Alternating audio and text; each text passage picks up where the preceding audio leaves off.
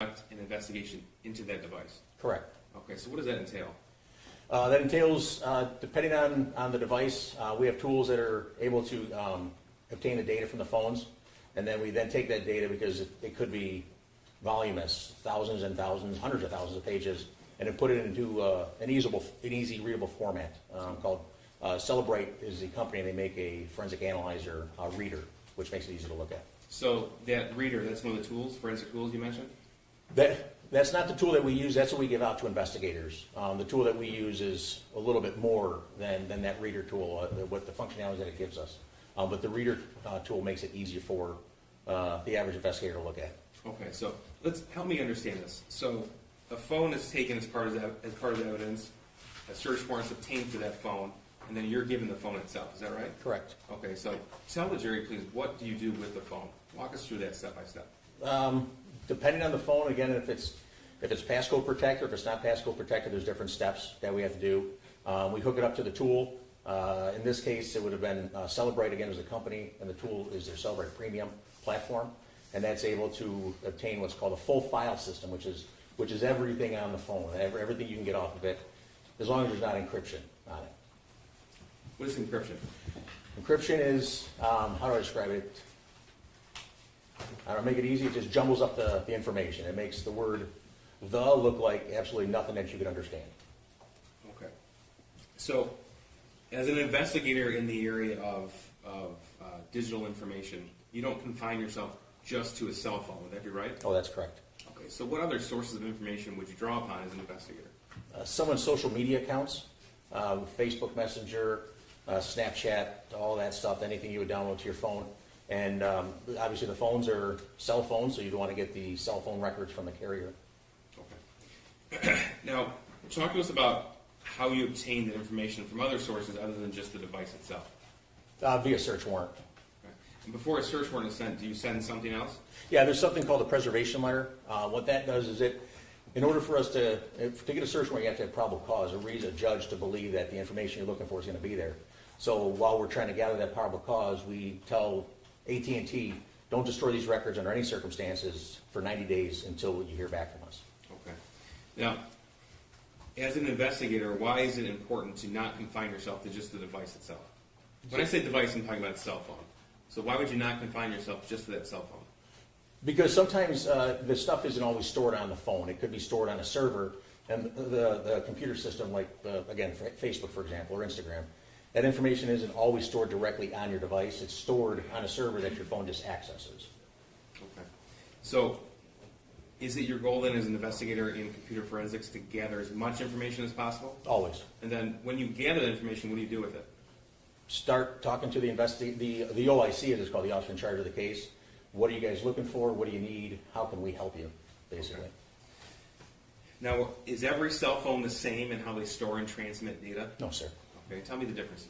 The difference is, to put it plainly, the more advanced the phone, Apple, for example, or a higher-end Android device like a Samsung, could have file-based encryption, where a lower-end phone doesn't necessarily have that file-based encryption. Do you know why that is? It's just whatever the manufacturer wants to put on the phone. To keep the cost down, to not have as many developers and all that stuff, you just keep the cost down by not having that as part of your platform. So if the user of a phone is spending more money for the device from a certain manufacturer, they can expect to have a higher level of encryption. Would that be right? Yeah, and features, yes. And features, okay. Yes. So then, is it possible to recover deleted content from a phone? Potentially. And why is it potential? Potentially because, again, you go back to that file-based encryption that I've said over and over. Once you delete something on your phone, it's not necessarily always deleted on the phone, it's just encrypted. You telling it to delete it just erases the path to get to that encrypted data, and so we can't find it. So it has nothing to do with the forensic tools at your disposal, it's regarding the manufacturer of the device itself? That's correct. Okay. Now, you talked about how some information can be stored on a server as opposed to a device. If something is deleted from a phone by the user, are you still able to recover it from the server? Potentially, yes. Okay, and tell me in what circumstances. For this situation in particular, I did some research.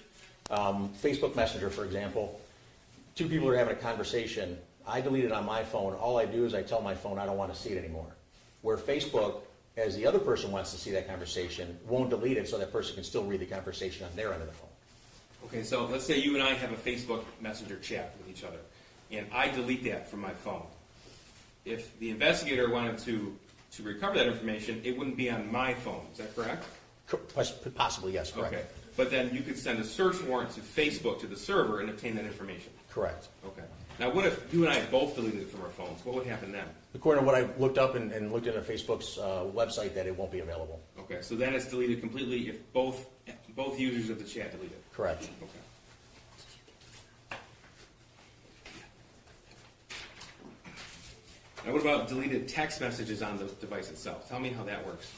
Okay, it just comes back to possibly being able to delete or retrieve deleted text messages on how they're stored in the phone, if the database is still available, or if the app's totally deleted from the phone, and all that data is stored in the phone, and I tell it to delete that app, then it could possibly be totally gone. So if you were to review, let's say, screenshots from one person's phone and then a forensic analysis of somebody else's phone, if the screenshots didn't match up with the forensic analysis, what would that tell you? That was possibly deleted. Okay. Now, during the course of this investigation, People versus Jennifer Crumbley, did you uncover evidence of deleted content from Jennifer Crumbley's phone?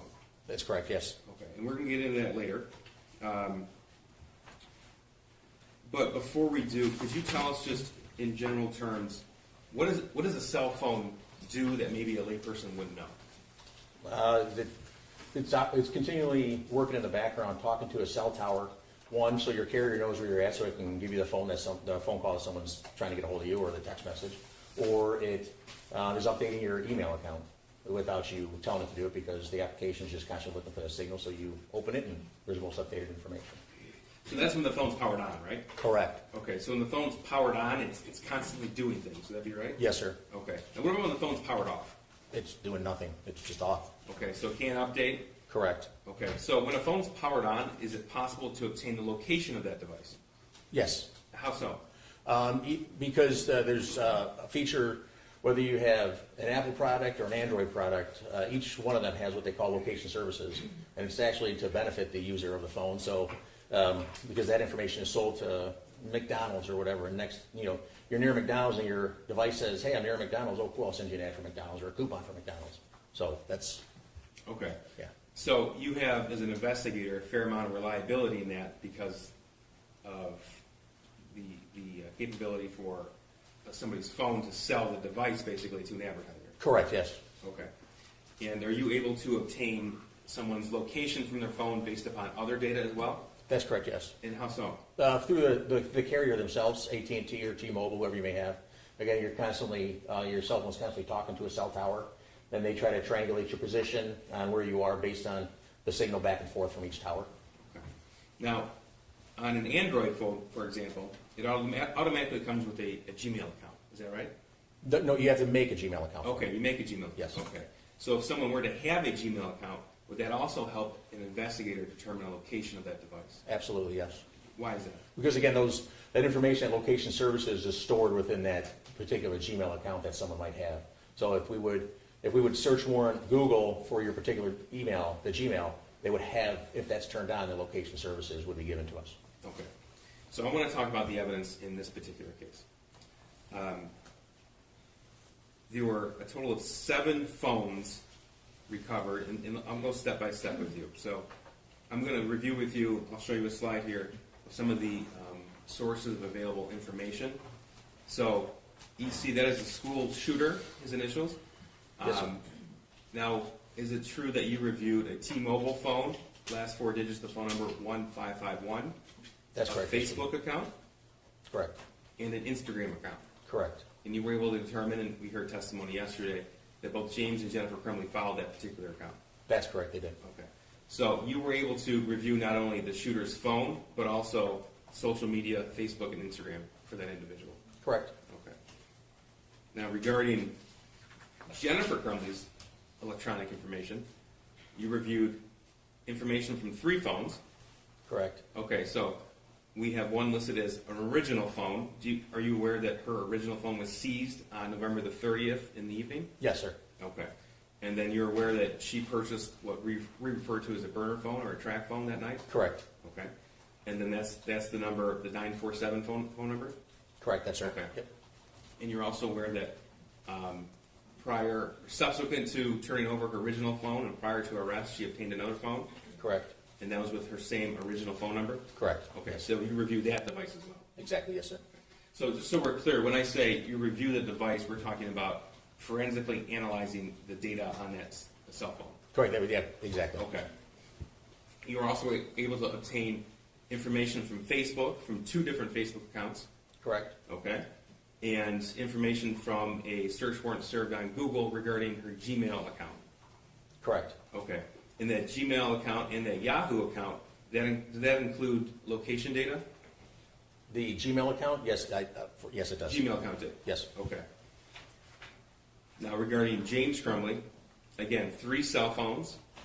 Is that right? Correct. Okay.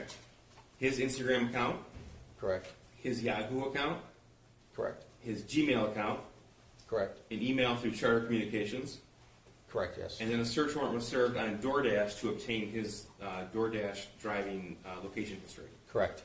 Okay.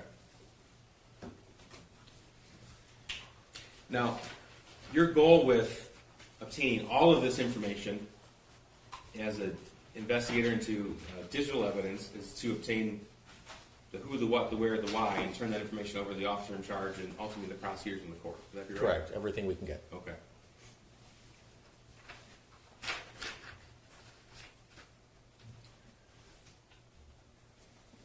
Okay. So I'm going to show you People's Exhibit 76. I don't believe we have an objection to any of the evidence coming through Officer or Investigator Wograski, do we? No, we have several objections, and I believe many of them have been placed on the record already, but let me open up 76. This is 76? We have no objection to 76. Okay, 76. And I'm sorry, with this witness, we're gonna have to go exhibit by exhibit. That's all right. 76 is omitted. Okay. So what are we looking at? That is what it would look like, a printout from the Celebrate Reader or Celebrate Physical Analyzer program of someone's information that was obtained from their phone. And it's Jennifer Crumbley's, followed her son's Instagram account. Okay, so just to give us an idea of what we're looking at here, this is a snippet from a PDF export from that forensic tool that you use. Correct, yes. Okay, so tell me how that digital information comes to you and how it ends up looking like this. The reports, the information that we have, you can put it in any number of formats. You can put it in a PDF like this is, in a Word document or Excel spreadsheet. And you just tell the software what you want it to show you and export the software, and this is what it produces. Okay. So moving on to Exhibit 77, this is a portion of James and Jennifer's Facebook messages. And Judge, I did want to place on the record that we do have an additional exhibit, 423, that'll be introduced through this officer too. That's the entire Facebook message thread between James and Jennifer Crumbley. Counsel placed an objection on the record yesterday regarding that, so we're introducing the entire 2,000-page thread. And Your Honor, I until I look at that 2,000-page thread, I object to it. My objection, I need to look through it. I might not object to it. Okay. My objection yesterday was about the exhibits the prosecution was showing, those individual exhibits. They deleted parts of those. Hold on. Nobody deleted anything. This is Well, they demonstrative must- aid. The exhibits are the same, and Okay. we're given the whole thing. Okay. Okay, and You can, they're admitting an exhibit and showing the jury portions of it. They're permitted to do that, right? right, so, but I'm just saying, my question yesterday about the parts missing did not mean I'm asking for all thousands and thousands of texts to be introduced. Okay. So I'm gonna take a look at them and see if we do have an objection, and we may not. Okay. The other. You've had them for a while. What's that? You've had them for a while. Yeah, I Okay, have it. January of 22. I guess the difficulty is that the prosecution does not want the jury to get the impression that they're in some way hiding something or not presenting something to them. So they're presenting the portions of that exhibit that they think are relevant for purposes of this witness's testimony. In the event that you want the entire exhibit in, the prosecution is saying we don't object to that. Right. So it's up to you, you can let us know. Right, and I believe the only problem is this court's made other rulings where things are discussed in those texts that are not a part of this. Okay. So when I reviewed their exhibits, as a whole.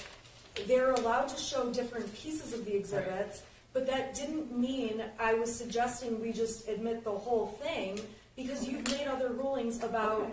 All right. okay? Okay, they don't want the jury to think that they're not willing to provide the boxes and boxes of evidence, I'm sure that there are in both of these cases.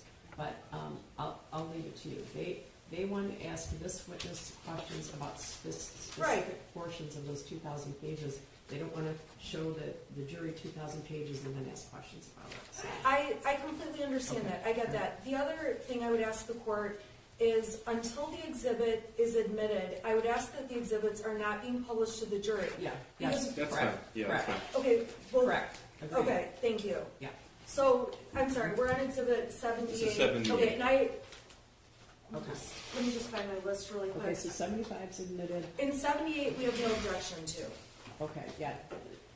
Tell us what the 76 was admitted as well. Yeah, just try to put the, tell us what the exhibit is prior to, so that she knows which one. I have that 76 was admitted, 78 was admitted. The prosecution indicated they are skipping what was proposed 77. exhibit 77. Correct. Okay, so, Although we have no objection to 77. okay, so you don't object to 76 or 78, so they're admitted. Okay. All right, go ahead. Thank you, Judge. Okay. Do you remember my question? No, sir, I apologize. I don't either. Okay.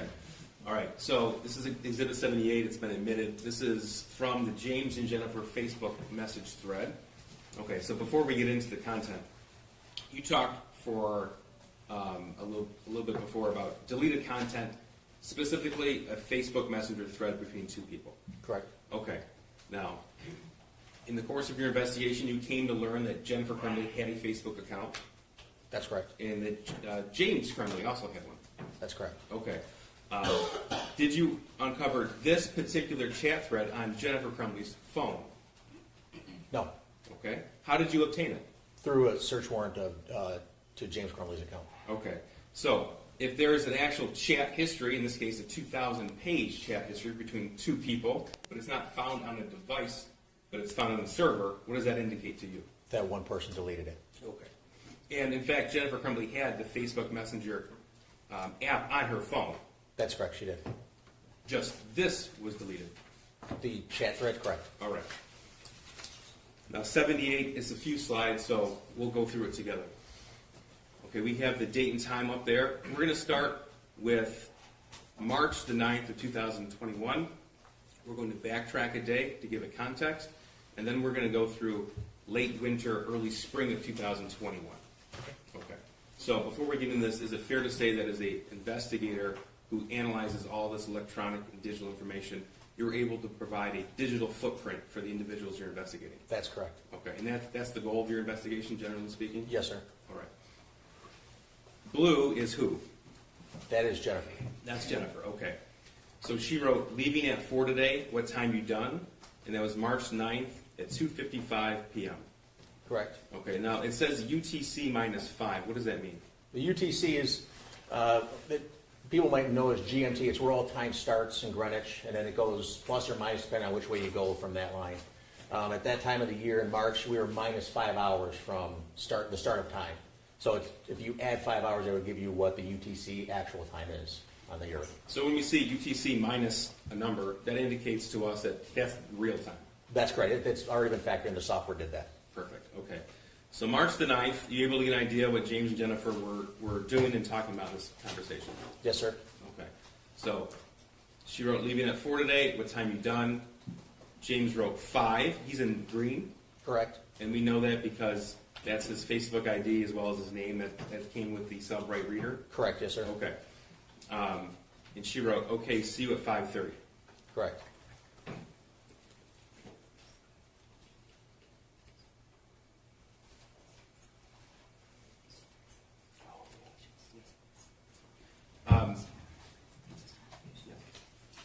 Sir, in all the information that you recovered, is it fair to say that James and Jennifer Crumbley communicated quite a bit through Facebook Messenger? Yes, sir. They did. And so the Facebook Messenger thread is substantially more so in volume and data than any text message thread you found between the two of them. That's correct. Okay. All right. 346, March 9th, Jennifer wrote, "Bring me socks in a drink, LOL." What did James write? A drink? Nah. Okay. Jennifer, "Got myself a drink at 4:31 p.m." And James's response? Okay, you grab smokes too? Almost out, I think. Okay. And she writes, "Yes. Did you check the front porch?" And what did James write? Nothing on the porch. What were you expecting? And she wrote, "Their new blankets." Now, are you able to determine where they go later that day?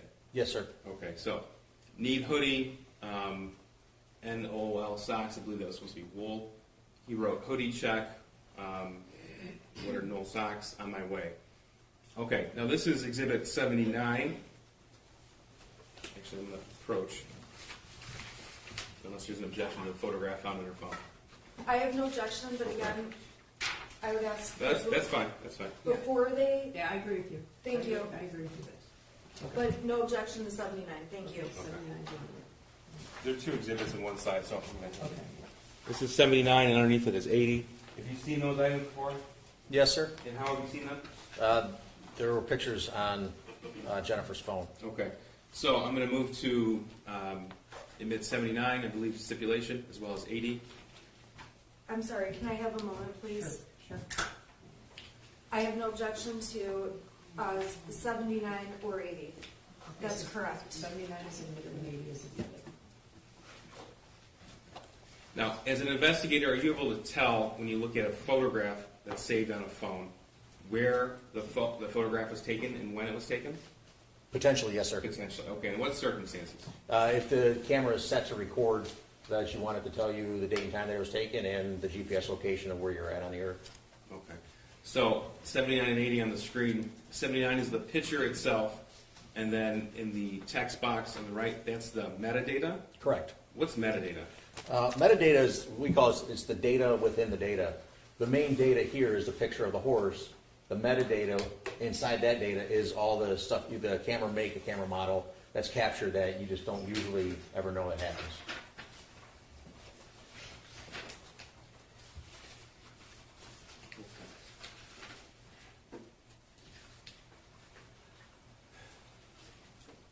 You know, I think before we get into your investigation into the phones itself, I want us to back up a little bit and talk about your involvement, how you got involved in this case. So November 30th, 2021, you were a detective in computer crimes. Yes, sir. Okay. And do you remember that day? Yes, sir. Okay. Were you working? Yes, sir. Okay. Where were you at 12:51 p.m. on November the 30th? At 12:51 p.m., I was sitting in my office, I believe, at the Old County Sheriff's Office. Okay. Did you learn of the school shooting in Oxford? Yes, sir. Tell me how you learned that and what you did next. Our captain came in, and well, prior to that, our sergeant, who was off that day, had said that there was a shooter at the high school, and we thought in the office like it was just somebody near the area that fired a long gun or something like that, you know, from a house, and you know, the police are going to show up and do their job. And then probably a few minutes after that, our captain came in and said that there was a shooting at Oxford High School, and the phrase used was all hands on deck. Okay. So what'd you do? Being what is referred to in the business as a computer nerd, you just grab your stuff, you know, your computer, your laptop, what you think you might need, what we had no idea what we were getting into. And I knew Oxford was a long ways away from the Pontiac area. I figured by the time I got there, it was going to be long over, and me and my partners were just going to do what we do. Okay. So did you get in a squad car? Did you get in an unmarked car? I have an unmarked, at the time I had an unmarked white minivan with emergency lights and siren in it. Okay. So did you start heading north then? Yes, sir. All right, tell me about that.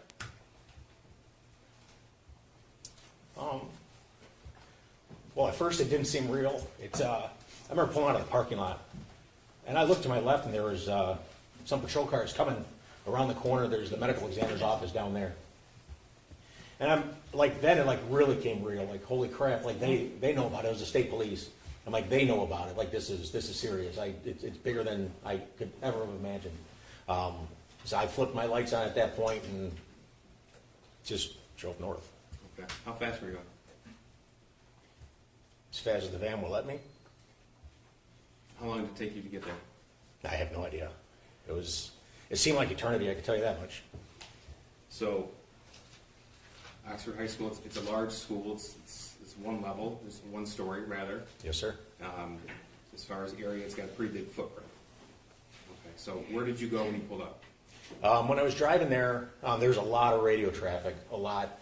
I remember I was actually at 24 and Lapeer Road, M24 Lapeer Road and Updike, and they called that S1 was in custody.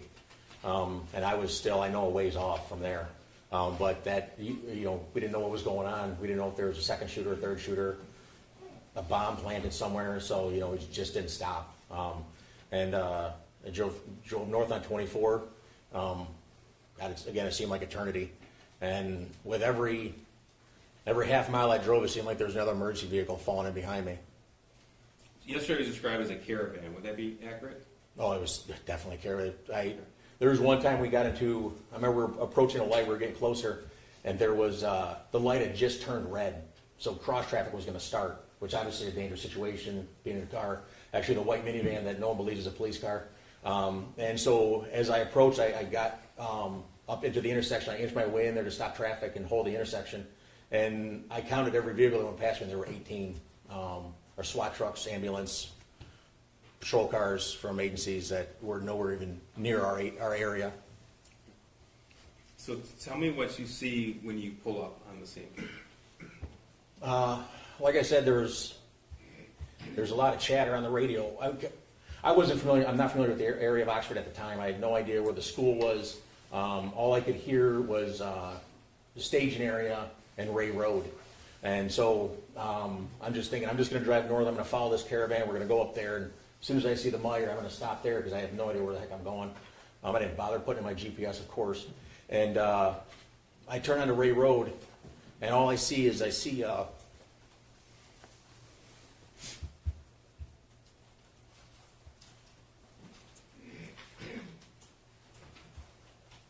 kids that look like my kids.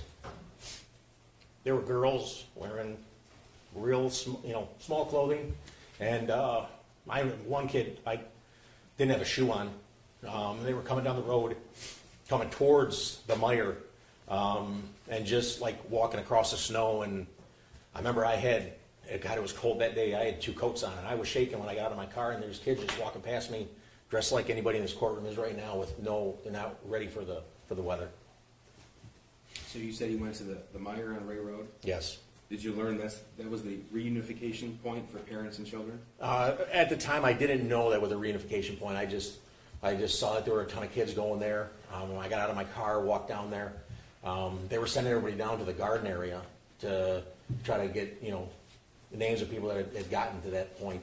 And once I got, that would be at the south end of the Myers. Once I got to the garden area, there were kids just everywhere, just staying in the cold or making their way into I'm sorry. It's okay. What did you do when you arrived? Where did you go? Like I said, I went to the garden area. I picked up on what they were trying to do. They were passing out notebooks just to write down everybody's names and phone number, all the students that were coming in. So I first started just collecting that. And then they started telling everybody, we got to go outside and get all the kids inside because, again, it was freezing out there. And so I go back outside and I start trying to direct people to go inside. And I know the trauma they just experienced, so I'm not gonna force them in the building. I'm not gonna grab them and drag them in there. And I remember putting my arm on a couple of the kids' shoulders, and they didn't move, they didn't nudge, they didn't do anything. There were parents there, just standing there. There were some parents that had made it reunified with their kids. I remember seeing school buses pull up. School buses with who? Students on it that had made it out of the school. Did you go to the school? Yes, I was probably at the Meyer for like 15 minutes, 10, 15 minutes maybe. And then Detective Jeff Enger had called me and said that he was attempting to obtain the security footage from the school. Where does Jeff Enger work? He's also a detective in the computer crimes unit, worked with me. So you were asked to go to the school.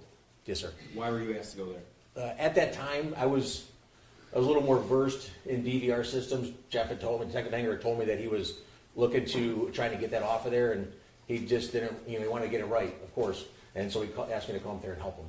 Okay. So you drove to the high school from Meyer, or did you walk? I drove. Okay. And where did you go when you got there? I drove to what would have been the north entrance of the school. The main entrance? Yes, the main Okay. entrance. And tell me what you saw when you walked in. When I first walked in, well, there's vehicles people walking in and coming in and out, crazy chaos. And I walk in, and Detective Sergeant Sean Wilson was standing at the door, keeping security, so to speak. At the time, making sure people aren't coming in that shouldn't be there. Okay. And where did you go? I asked where the security office was because that's where Detective Enger told me he was, and people pointed me. Eventually, it was back behind the main office. Okay. So tell me what you did when you arrived and who was there. Jim Rourke was there, who was a school security at the time. He was trying to get the video footage. Detective Jeff Enger was in the room. Lieutenant Marsban was in the room. Deputy Lewert, who was a school resource officer, was in the room, and ATF agent was also in the room. That was Mr. Brandon who testified Yes, yesterday? exactly, yes. Special agent, not Mr., I'm sorry. Yes. Did you know him at the time? I had no idea who he was. Okay.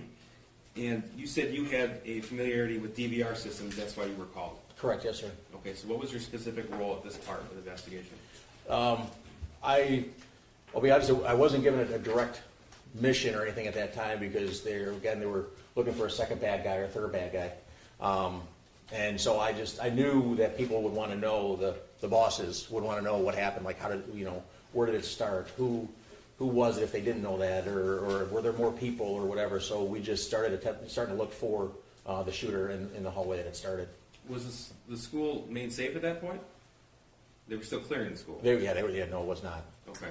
So the officers were still conducting their searches, because like you said, they weren't sure if it was one shooter, two shooter, three Yeah, shooters? it might have been, I'm sorry. It might have been 1:30, 1:45 at this time, maybe a little bit later than that. Okay. That's the time you arrived at the school? And got to the office, correct? Got to the office. Okay, thank you. Did you learn how many surveillance cameras were active in Oxford High School on November the 30th of 21? Yes, there's well over 90 of them. Okay.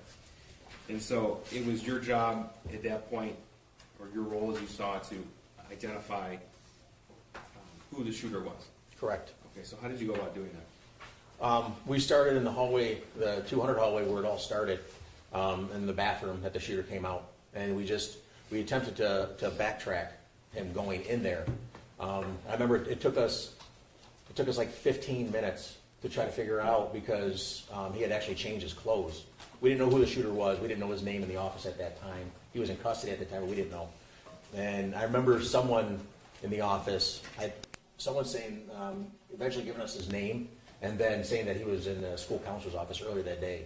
So we went back to that time of day when he was going in and out of the school counseling office to find out what he was actually wearing at that time. And we were able to follow him into the bathroom then. How long did that process take you? Well, because we didn't know what he was wearing, it took us 20 minutes to try to figure that out. Now, are you the person, so you backtrack to the point where the shooter walked into the bathroom that he emerged from to begin the shooting, is that right? Correct, yes, sir. Okay. So are you the person, the investigator, who actually put together the footage of the shooting itself? Yes, sir. So you're familiar with the path the shooter took in the school? Very much so, yes. I'm going to ask you to walk us through that. So he said, you told us that he went into a bathroom. That's the bathroom adjacent to room 258? Correct, yes. Okay, tell us what happens next. He comes out of the bathroom. What I what I envision is he comes out of the bathroom with a proud chest, with his, almost like his shoulders were back, like he looked excited. He comes out of the bathroom, and immediately to his left is a victim, and he shoots her in her neck, and then her boyfriend was there and shot him in his. He put his hand up and shot him in his mouth. And that's right outside 258. Yes, sir. What happened next?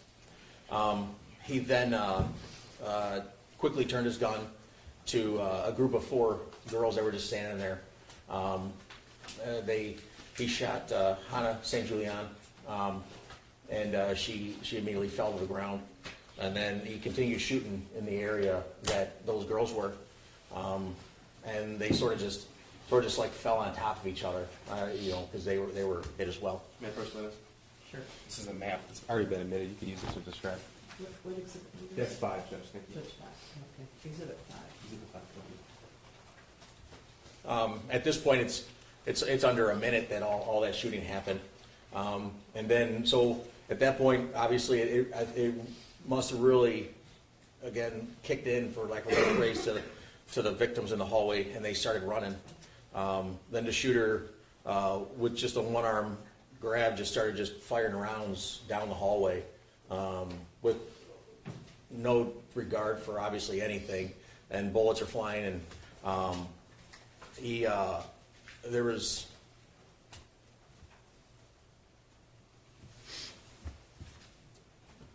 one girl who was, you see at the end of the hallway, she just, as the shooting starts, she drops down into the fetal position in an attempt to protect herself. And the shooter runs up to her and just puts the gun right to her head. And that was Madison. And you see her fall over. He then goes around the hallway. And there's, at this time, all the kids have gotten out of the area, most of the kids. You see 2 girls. One stops at a classroom that obviously the victims inside have already locked the door, so you can't pull it open. You see her trying to tug on that door. And there's another girl with dark hair that comes running up behind her and like grabs her while the shooter is just shooting down the hallway. And then they just take off running further down the hallway. Then now he's rounded the corner from where it all started. Continues going down the hallway. I think at that point he might have reloaded his gun and continued down the hallway. I'm sorry. And then he stops as he gets to, like, there's a courtyard, what they call the cubby.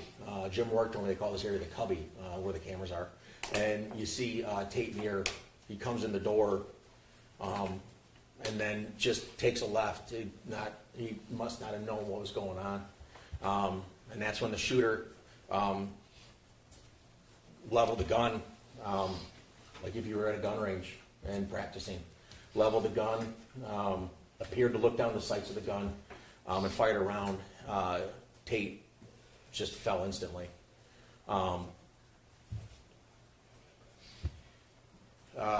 He continues on down the hallway, walks past Tate, doesn't care to acknowledge the fact that even happened. I'm sorry. Prior to walking down the hallway, that's right, he, while Tate's body was laying there, you see the shooter with the gun still level fires another round, and it causes Tate's body to jerk. I don't know if it hit him in the hip or the backside or whatever. Tate's body jerks, and then the shooter walks past him. You see his feet at the top of the camera frame. There's not a camera that picks him up because if there's not enough movement, they don't start recording. But you see his feet stop in what I later found out to be a teacher's classroom, and he turns and then he fires into that classroom. He continues on down the hallway, looking into classrooms and stuff like that. There was one, as he gets so far down the hallway, he had fired a couple rounds down the hallway. Once he gets to a certain point, all the children are gone at this point. The teachers had gotten them out of there, and ran, out of the building, and out through the door, wherever the heck they could get out of there. As he's coming back, you see him stop, because the way that classroom was, if you're walking away from it, it's on your right-hand side, you don't see the classroom because it's actually behind you at this point. But as he's coming back, he must have seen people hiding in a corner, because he can now see through the window, and he fires off a few rounds through that window. He keeps coming down. He's coming back down the hallway now at this point. And then the assistant principal, Gibson Marshall, I didn't know her at the time. He walks right past her, and sort of, I don't know what she said to him, but if she said anything. But you see like the shooter, as he's walking by, and the gun's in his hand, and he sort of just turns his head and just, I don't know why, but he turns his head and looks away from her, doesn't even look at her, doesn't acknowledge her as he's walking past. And then he continues on down the hallway, and stops at the bathroom where Justin was killed. And just like an abrupt stop, like, okay, well, and he just turned right and went to the bathroom. So, I didn't tell you I was going to ask you that. You obviously have this committed to memory. Oh, yes. How many times have you seen this footage? Like I said before, I don't know, it's burned in my brain. And it was your responsibility to obtain that footage, to get the information to officials at the sheriff's office and federal law enforcement as well? Yes, sir. So you were the person that had to watch, rewind over and over again? Countless times, yes. Judge, this might be a good time for a short break.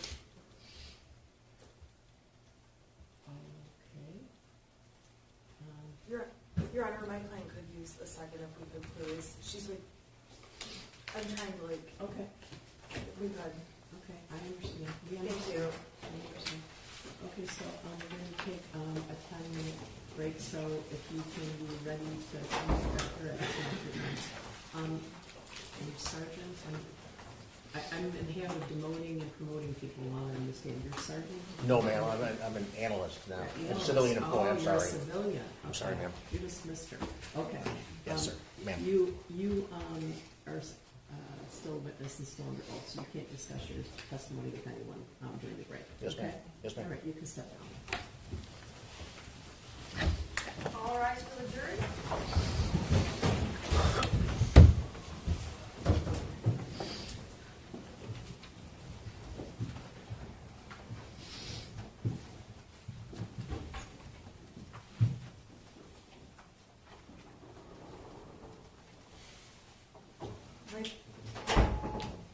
Someone else, right? Okay. You can take her downstairs. You can be seated.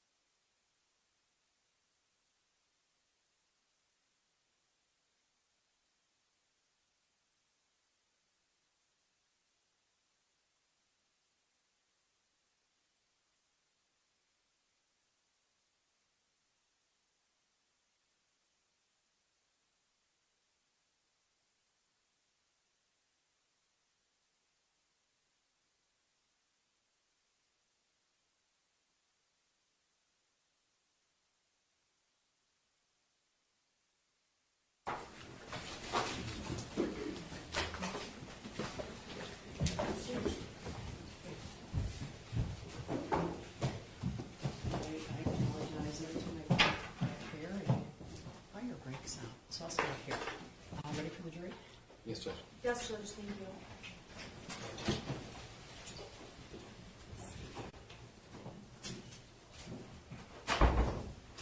And you just like distance.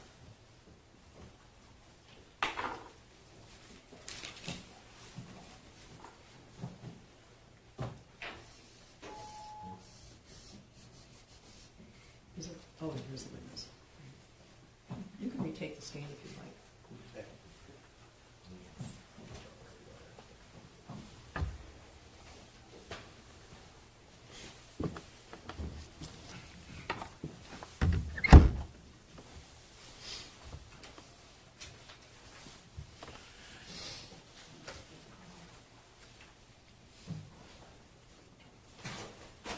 All right, for the jury.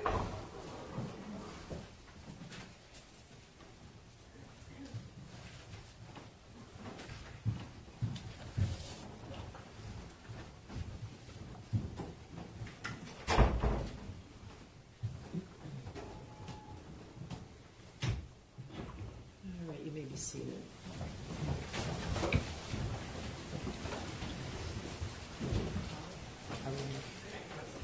Do you want to slow down? Yes, ma'am.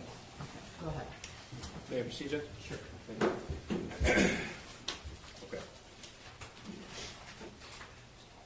Now, just one more question about November the 30th. When you arrived at the Meyer and Ray Road, were there just a few parents there or a lot of parents there? There were dozens of parents just standing there just waiting. Okay.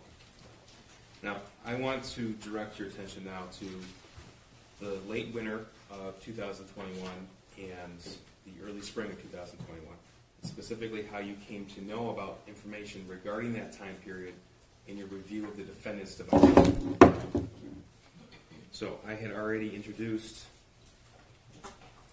this exhibit. 79 is the photograph, 80 is the metadata.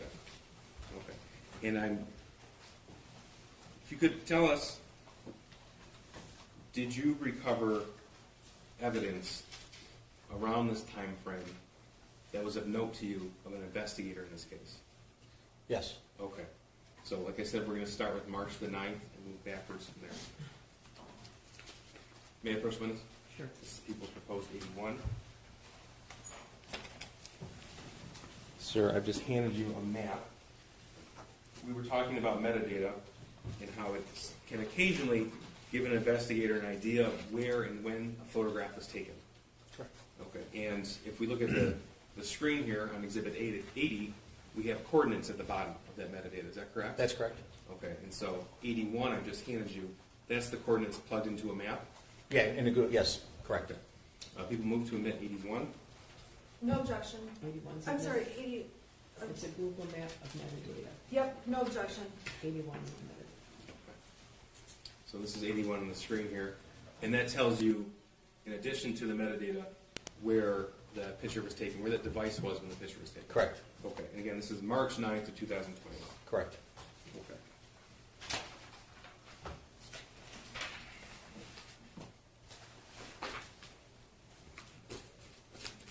Okay, now I'm going to ask you about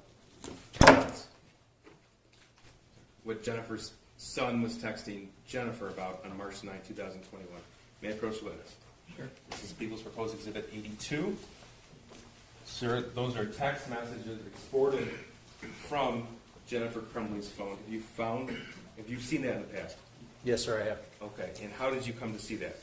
From the phone extraction. Okay, and you extracted the information and you reviewed those messages? Correct, yes. People moved to omit 82. Any objections to 82? I'm sorry. Remember? 82 is the text message between Shooter and Jennifer, pages 105 to 106, dated March 9th, 2021. Yeah, I believe that the court, I've previously done. lodged an Thank you. objection that I had ruled on. Correct, it's preserved. 82 is omitted. Thank you. Sir, I'm going to publish that because there's multiple slides in that. You can look at the screen. So this information is from Jennifer's original phone. Is that right? Correct. Okay. And so People's 82, we have multiple slides here. The blue is the defendant's son, is that correct? Correct. Okay. And what is he writing at March 9, 2021 at 7:50 in the evening? He's asking if Jennifer could come home. There's someone in the house, I think. Okay. And what's the next text he writes? The third one says someone walked into the bathroom and flushed the toilet and left the light on. Okay, that's March 9, 2021 at 7:50. Correct, yes, sir. Okay. And then March 9th, 7:50 and 52 seconds. What does he write? And I thought it was you, but when I came out, no one was home. And then he writes, there's no one in the house though. Correct. Dude, my door just slammed. That's at 8 p.m. Yes. Maybe it's just my paranoia. That's at 8:01 p.m. March the 9th. Yes. Okay. And then this is 8:01 p.m. text to his mother, the defendant, but when are you going to get home? And when was the next text response in the phone download that you recovered? The next response was the following day on March 10th, where she said, "Where's your dad?" at 10 a.m., 10:21 a.m. May I approach the witness? Sure. This is People's Proposed Exhibit 83. Sir, take a look at that and tell me if you recognize the better handed you. Yes, sir. And how do you recognize that? It's an extraction report in a PDF format of a call log from a cell phone. Okay, and that call log specifically was recovered on the shooter's phone. Correct. Okay, this is from March of 9th, 2021 to March the 20th, 2021. That's on the last page. Yes, correct. Okay, thank you. People move to admit 83. And I have no objection to that. 83 is admitted. So the slide I'm going to show you, it's a snippet of that. We're going to go back to Exhibit 83 throughout your testimony. Okay. Specifically, because we're talking about March the 9th right now. March the 9th, 2021, the phone call to either his mom or dad to his father, James Crumbley, was a missed call at 7:31 a.m. Is that right? That's correct, yes. And his mom called him at 8:38 p.m. March the 9th. I'm sorry, March the 10th. Correct, on the 10th. Okay, so the time those text messages were being sent to his mother, there were no phone calls or texts back in that relevant time period. Correct.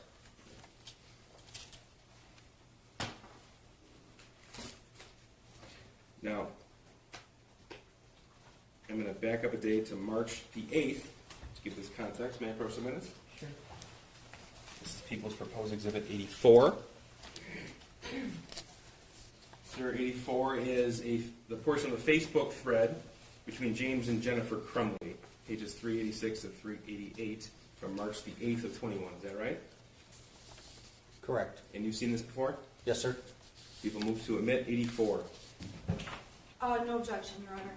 84 is admitted. Okay. So I'll direct your attention to the screen. This is blue again is Jennifer, green is James. Is that right?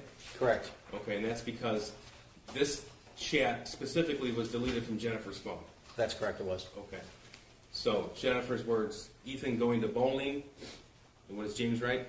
IDK, I don't know. Okay. And she writes, "What do you mean, IDK?" His response, I don't know exactly what I said. We'll know after he gets home. okay. And Jennifer wrote, "Does he have his phone? Why isn't he home yet? He should be home by now." That's March 8th, 21 at 3:12 p.m. That's correct. Okay. Then she writes, "Freaking out." And James's response, He does not get home until 3:16. okay. And then Jennifer wrote, "I told you to pick him up because he's upset and I don't want him to do anything stupid, goddammit." Correct. That's March 8th, 21, 3:13 p.m. That's correct. Okay. And James writes, "Dude, chill. He is fine. I'm trying to fucking work." That's correct, he did. Okay. So for context, this is the day before those text messages were sent by the defendant's son to the defendant. Correct. I want to move on to March the 17th of 2021. May I approach the witness? Sure. This is People's Proposed 85. Sir, 85 is the Facebook thread between James and Jennifer Crumbley, pages 432 to 435 from March 17th. Do you recognize that? Yes, sir. And how do you recognize it? Again, it's a printout of a Facebook chat. Okay. And you've, of course, seen that before? Yes, sir. Because you were the one to pull the information? Correct, yes, sir. what number is it? 85. 85. People move to mid 85. Your Honor, I'm trying to pull it up right now. Okay, sure.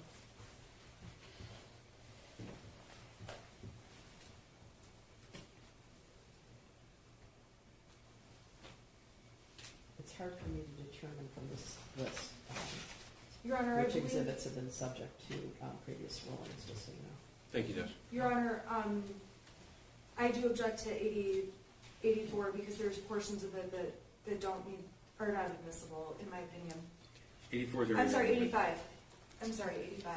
There are portions of 85 that the defense objects to, and they have not been previously ruled upon by the court. May we approach? Yes. Do you want to go in the hallway? I don't know. Because I think we first need to find what the actual objection is. The Because we have objection, a foundation to chain, we have a foundation to found, I'm sorry, we have a stipulation to chain and a foundation. He's already testified to a number of portions of this very same Facebook thread. it's hard for me to know if I've seen this one before or if I know what it is. this has not been the subject of a prior ruling. Okay. I object to portions of page 432. It does discuss a topic that has been ruled to be inadmissible. So I am asking that those portions of 85 be struck. They're irrelevant. Okay, can I see it? May I approach? Yeah, right, oh, May I approach? that may or may not help. Okay. I'm sorry, you have 85. Thank you.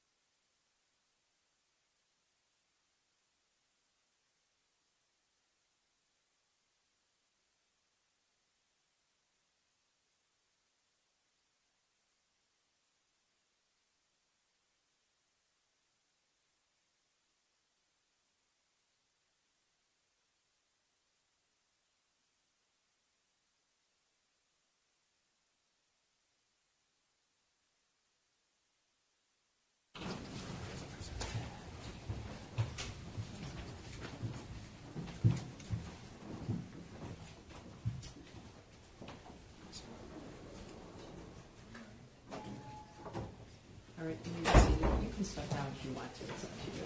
Is it okay if I stay? Yeah, you can stay, yeah, it's up to you. Most people don't want to stay seated there, so. Oh, I'm fine, ma'am. Thank you. All right.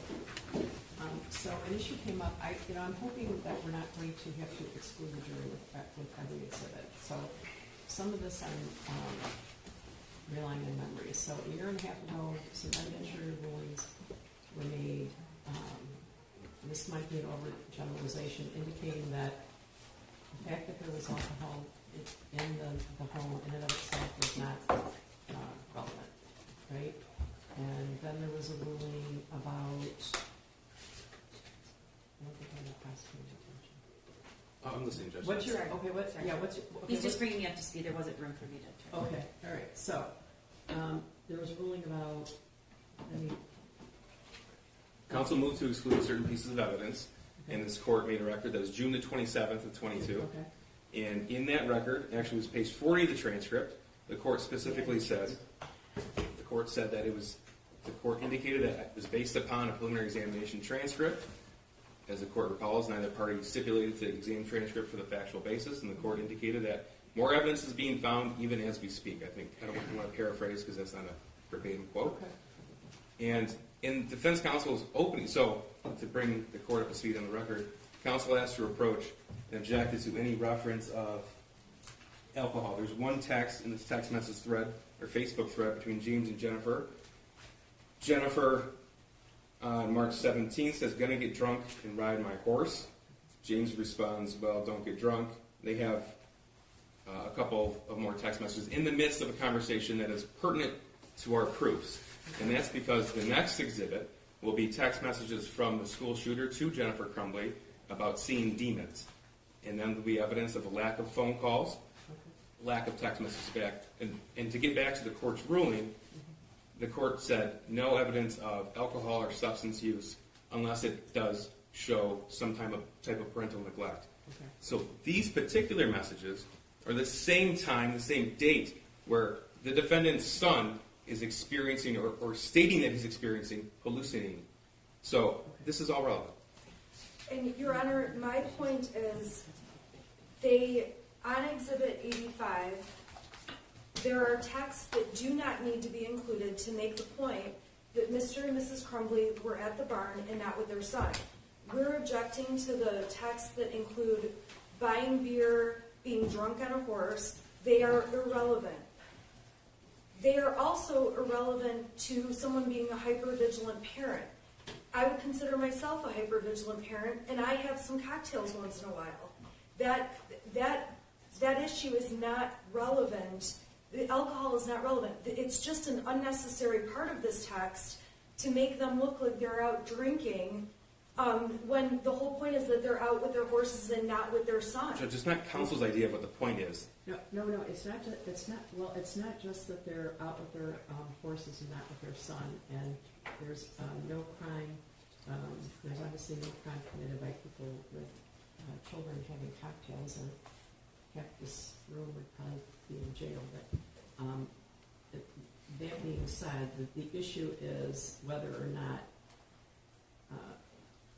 the shooter's texts are being ignored. That's the point of it. Right, Judge. And there is an offer of proof, there is substantial evidence that has been excluded that shows the substance use of James and Jennifer Crumbley. Substantial. We're not introducing any of that because of the court's ruling. But directly on point to this, in the midst of a conversation, it is relevant. It's material, it's probative, it's under 401, people who know. Okay, well, am I able to see a specific picture of, because some of it might be, some of it might not be. So I don't love to do this while the jury is waiting. Is there more things like this that if the shooter is having some trauma, feeling some trauma, and reaching out to his parents and they're ignoring him, that evidence to me is obviously relevant. Correct, Judge. So, I'm not objecting to all of 85. I'm objecting to the portions about alcohol. okay. Judge, the door has been open. Counsel specifically said, I think more than once, that her client is a hyper-vigilant mother.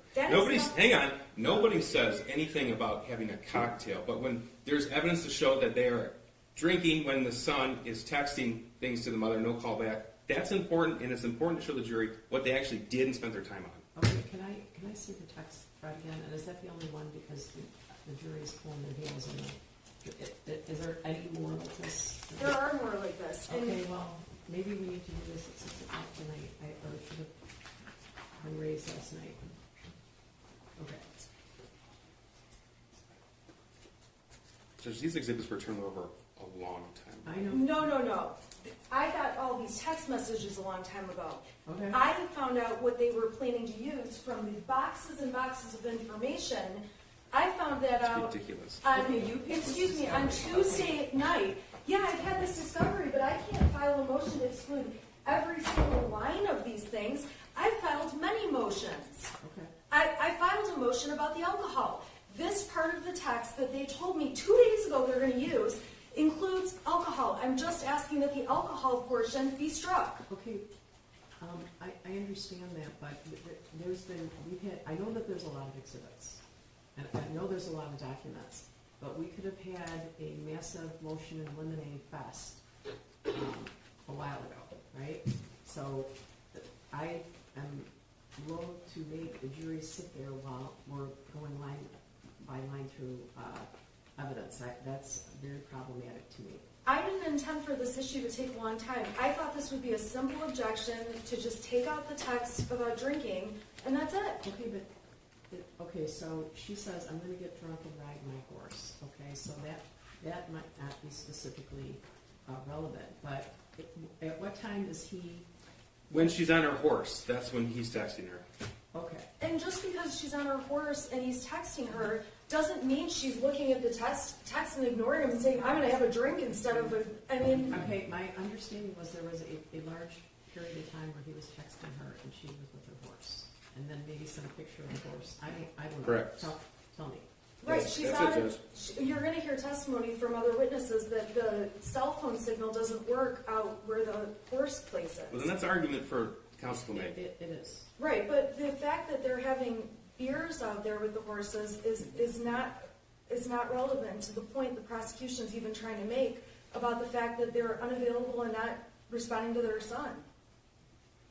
Okay, there's a text from James Crumbley. This is not when I like to do this.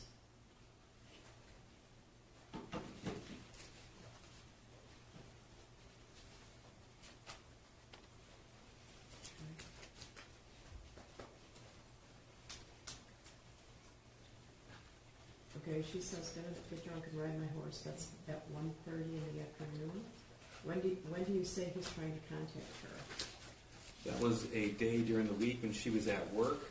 After work, she went to the barn, the text being around 5:50 p.m. When she's at the barn, we know that from pictures and metadata.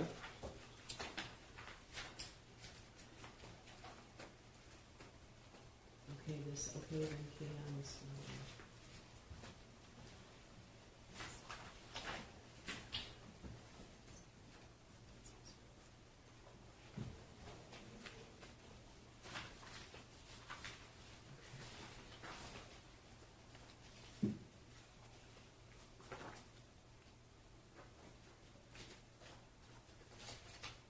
And so the court is aware there are no other, we took all other reference out prior to trial of alcohol use in accordance with this court's order. Of course, that's subject to the door being opened. The door was not opened by me saying that she's a vigilant mother. Okay, so they go to the barn after work. Is that correct? Do we know what time approximately they go to the barn? Because this text is at 1:30, right? Those texts are from during the day when they're making plans to go to the barn after work. Right. And then Wait, that's what I asked. I believe the text says something about leaving now at, Okay, so when are they at the barn in relation to his texts about demons? At the same time. Okay, but is that at 5 o'clock, 6 o'clock, 7 o'clock? The first text, the house is not haunted, 6:03 p.m. Okay. There's a picture of James on a horse taken by Jennifer. There's a picture of Jennifer on a and horse then at the same mention time. that. Okay, all right. So she says, I'm going to get drunk and ride my horse. That she's expressing her intention for that evening. Correct. I'm going to allow that text, but not the next one about well, don't get drunk, we are definitely gonna have some drinks, I need to stop and get me a 12-pack of Budweiser bottles, please, I'm gonna keep that out. All right, and, all right, I'm gonna keep that out. She is indicating her intention to go later and ride her horse and get drunk. And when she's riding her horse, when she's at the barn later, is when he is texting and getting no response. So I think that could be relevant to her ignoring her son. All right? Yeah, bro. Sure. But this text from James Crumbley, I'm going to exclude. Is there anything else in there that Okay, needs to so be excluded? Just for the record, page 432, Yeah. the second text or Yeah, the message one back from James Crumbley. Crumbley. Is there anything else in there? I'm looking now. Yeah. Because I don't want to, No, we were making good headway yesterday, but now we're moving at a snail's pace. So.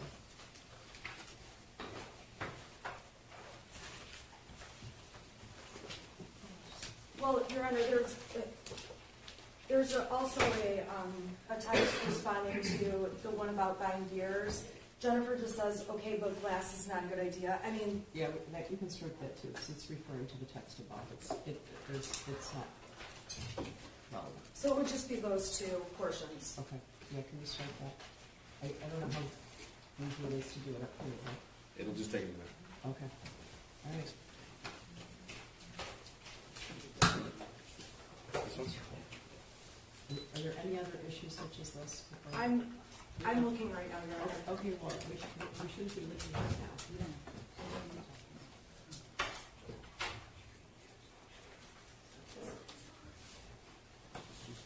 Your Honor, I mean, the next exhibit has been the subject of a prior ruling. Okay, I'm, good, that's a good way to do it. okay, exhibit 87, 88, 89, 90, 91, 92.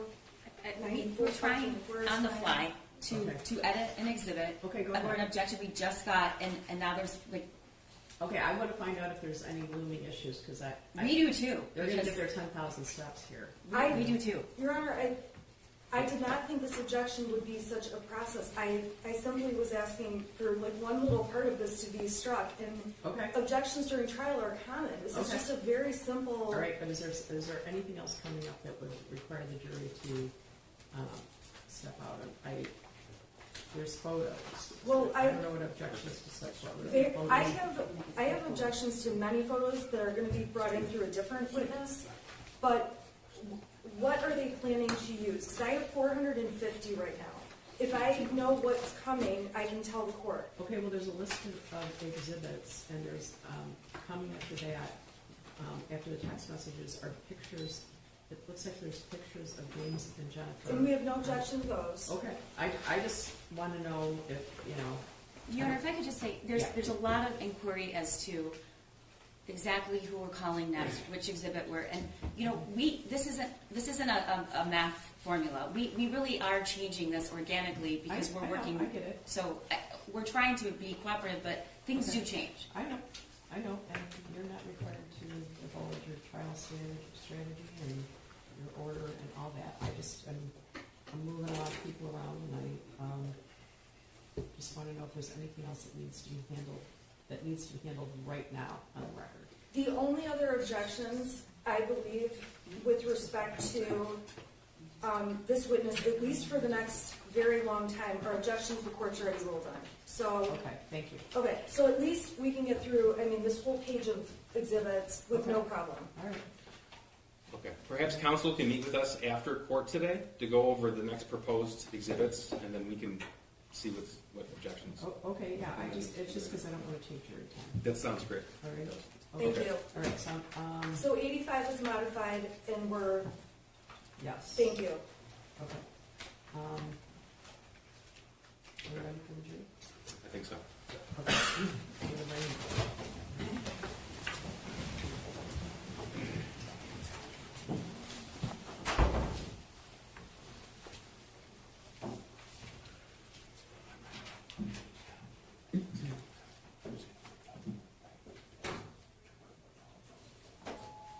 With all, when you say all of those, what do you mean? We're at 85 right now.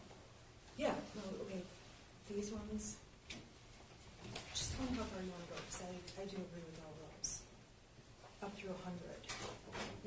All the rest of the jury? Right, which is already proposed, and that'll be easy. That's fine. And then I don't have any objections. I mean, yeah. That's fine.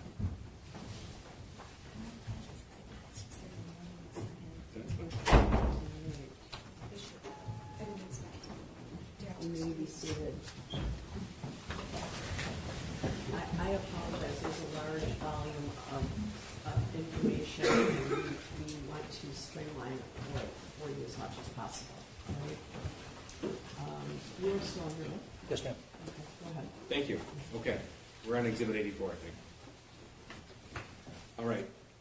This is between James and Jennifer Crumbley. Again, Jennifer is in blue, James is in green. We'll start at the top because I don't recall where we left off. Does he have his phone from Jennifer, March the 8th? I'm sorry, you said you're on exhibit 84, but I believe it's 85. 84 was admitted. 84 was admitted. Yes, because 85 is March 17th. The 84 was on March 8th. Okay, so you're on 80, I'm on 84, okay, but mine 84 is, is on March 8th, and this one is on March. Yeah, Yeah, this is 84 on the screen. That's 84, yeah. okay, I'm sorry, there, He went it's back. scrolled down, so I, okay, thank you. James responds with, yes, but he won't answer while he is walking. I will let you know the minute he walks in. Okay. Jennifer's response, I'm serious freaking out. Is he home yet? And then, okay, now we're moving on to 85. So, James and Jennifer Facebook messages. This is from March 17th of 2021. And you've seen this before. Yes, sir. And this is admitted pursuant the order that we just had on the record, correct, Judge? Thank you. Okay, March 17, 2021, 1:23 p.m. Jennifer writes, cool, leaving at 4 today. Fuck this place. James's response is what? LOL, you have your stuff for the barn? Okay. And then Jennifer's response, yes, gonna get drunk and ride my horse. That's March 17, 2020, 1:30 p.m. Correct. There's a response back. And then what does James say? James says, okay, then cans, you have the debit card. And Jennifer's response, I know, hate my job. Can you bring out last, please? And he says yes. Correct? Correct, yes, I'm sorry. Okay.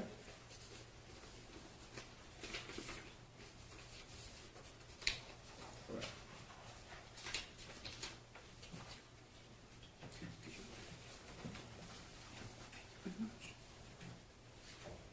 Okay.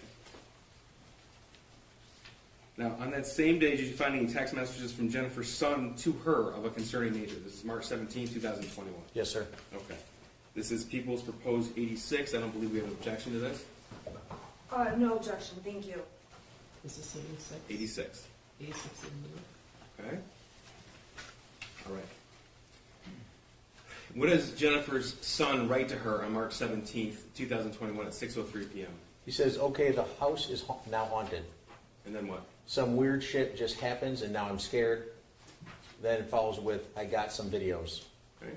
Okay, Your Honor, I apologize. This was previously the subject of a motion. I do object, however, the court has already ruled it's admissible. I'm sorry, I misspoke. Yes, I Okay. have already ruled on this hearing. Okay, sorry about that. No, that's all right. Okay. Please, at the top. And then Ethan says, continues with, and a picture of the demon. It's throwing bowls. The word bowls is in all caps. He then says, I am not joking. It fucked up the kitchen. And the next message after that? He says, I'm just going to be outsider for a while. Can you at least text back? Okay, so that's from 6:03 to 6:29. The last text, can you at least text back, was 6:29 p.m.? Correct, yes. Okay. And the next response from the defendant to her son is when? 2 days later, at 4:11 in the afternoon, where's your dad? Now, this is People's 87 and 88. I don't believe there's an objection to either of these two exhibits. No objection. Okay, 87 is the picture, 88 is the metadata with the picture. So, could you please tell us when and where this picture was taken? It was taken, the GPS is similar to the previous ones at a horse barn. He's on a horse. It was taken on March 17th at 6:03 p.m. Okay, 6:03, that's the same time that the text messages regarding the house being haunted and saw a demon? Correct. And this is actually found on Jennifer Crumbley's phone. That's correct, it was. And who's that a picture of? That's James Crumbley. And that's St. Patrick's Day, correct? Correct. This is exhibit 88 and, 89 and 90. 89 is the photograph, 90 is the metadata. And we have no objection to 88, 89, or 90. Thank you. And this is also St. Patrick's. Can you move for their admission before you put them on the screen? Yes, sir. Okay, thank you. This is also St. Patrick's Day 2021, is that correct? Correct, same day. And this is an image also on Jennifer Crumbley's phone. Correct. Okay. And when was this taken? On March 17th at 6:03 p.m. Okay. Same location? It appears so, yes. Now I'm going to move you on to exhibit 91 and exhibit 92. I don't believe there's an objection to either of these pieces of evidence. There's no objection. 91 and 92 are admitted. Thank you, Judge. Again, we're still talking about St. Patrick's Day 2021. What time was this picture taken? This was taken at 6:28 in the evening. Okay. And again, is that time and date significant to you as an investigator in this case? Yes, it is. Why? It was the time of the shooter was sending the text messages. Okay. And this is also on Jennifer Crumbley's phone. Correct. 91 and 92.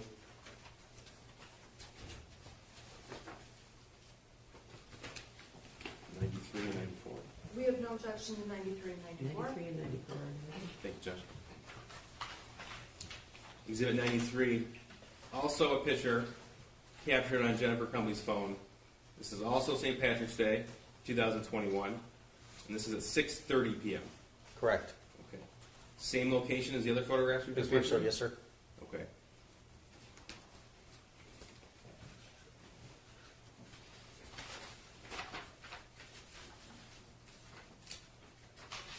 I'm going to go back to Exhibit 83. This has already been admitted.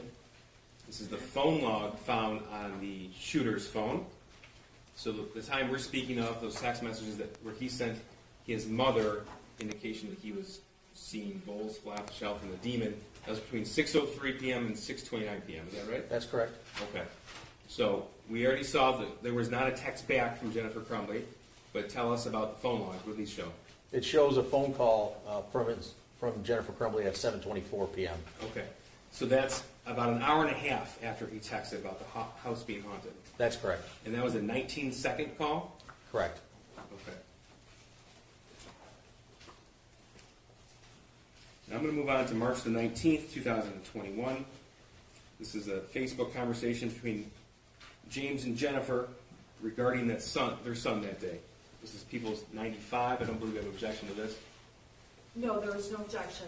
95 is admitted. Thank you. Okay. Again, Jennifer in blue, James in green.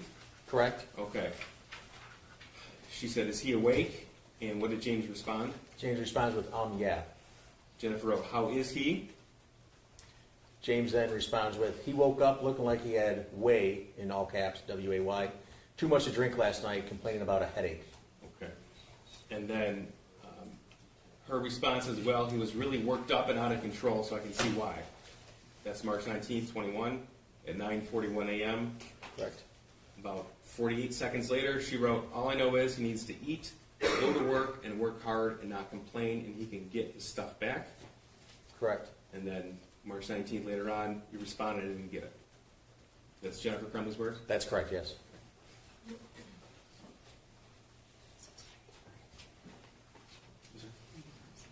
Yes. Just you did have marked 95 down for admission, correct? Yes, it's Thank you. Okay.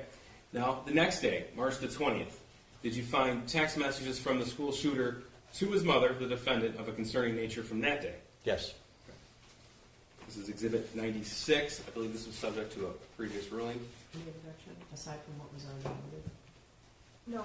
96 is admitted. Thank you. We're still on 95 on the slide. James wrote, Jesus, yes, he said, referring to their son, "Let me ask you a question. Why am I in your guy's room, LOL?" And Jennifer's response is what? OMG, oh my God.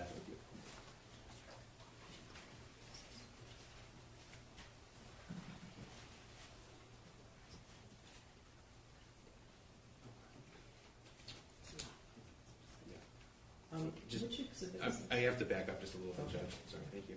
So just to make sure everybody's on the same page, this is Exhibit 95. This is from March 19th, 2021. We had already gone through these. At 9:41 a.m. when Jennifer wrote he was really worked up and out of control. In the same text message conversation, there's no breaks in this exhibit. And the conversation continued. James wrote what? I totally thought you were giving him a Xanax last night, ... And Jennifer's response was, Does he seem better? and then, No melatonin. and James wrote what? I know. And Jennifer wrote, But he hasn't had one before, so I should have only given him half. and then James' response is, he is doing his school, says his head hurts. He took Tylenol, Correct. okay? And Jennifer's response was, is he okay to work? That's at March 19th at 11 a.m. Correct. And James's response, Was yeah. and that's also, it's 11:13 a.m.? Correct. Okay. And then Jennifer wrote 11:38 a.m. on March 19th. Does he remember what he did? Correct. Okay, and what was James's response? James responds with, Dude, I am working on a demo right now. I have not talked to him, and he is doing school. And then her response is, Okay then, geesh. okay, thank you. Now, this is 96 that we just admitted. This is from March the 20th of 2021. And again, did you find text messages from the school shooter to the defendant of a concerning nature? Correct. Okay, in the blue, that's all the school shooter's words? Correct. Okay, what did he write to her? He starts with, I finished picking up the room. That was at 2:38 on the 20th. 2:33? 2:33, I'm sorry, Okay. yes. He then says, I cleaned until the clothes started flying off the shelf. And then what? This stuff only happens when I'm home alone. Okay, it's March 20th, 2021 at 2:34 p.m. Correct. And this is the same date and time? Yes, it is. And what did he write? I picked the clothes back up, though. Okay, that's March 20th at 2:34. Correct. And when was the next response to that? By Jennifer was on the 22nd of March at 8:17 p.m. Okay, so I'm going back to Exhibit 83, which is the phone log found, recovered off of the school shooter's phone, specific to these days. Okay, so we just went through March the 20th, and those messages were sent about 2:30 in the afternoon, if you recall. Is that right? Yes, sir? Okay. And were there any phone calls in that time period? No, there was not. Okay. In fact, the next call was 6:37 p.m. on March the 20th. Correct.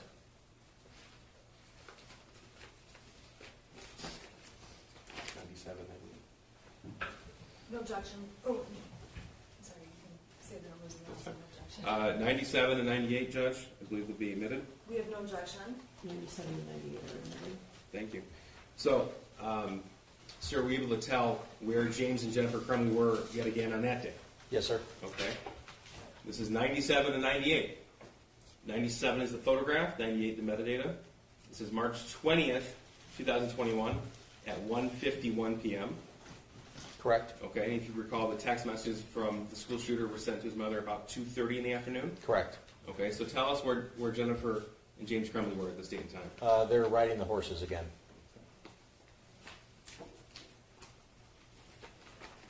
99 and 100 No objection.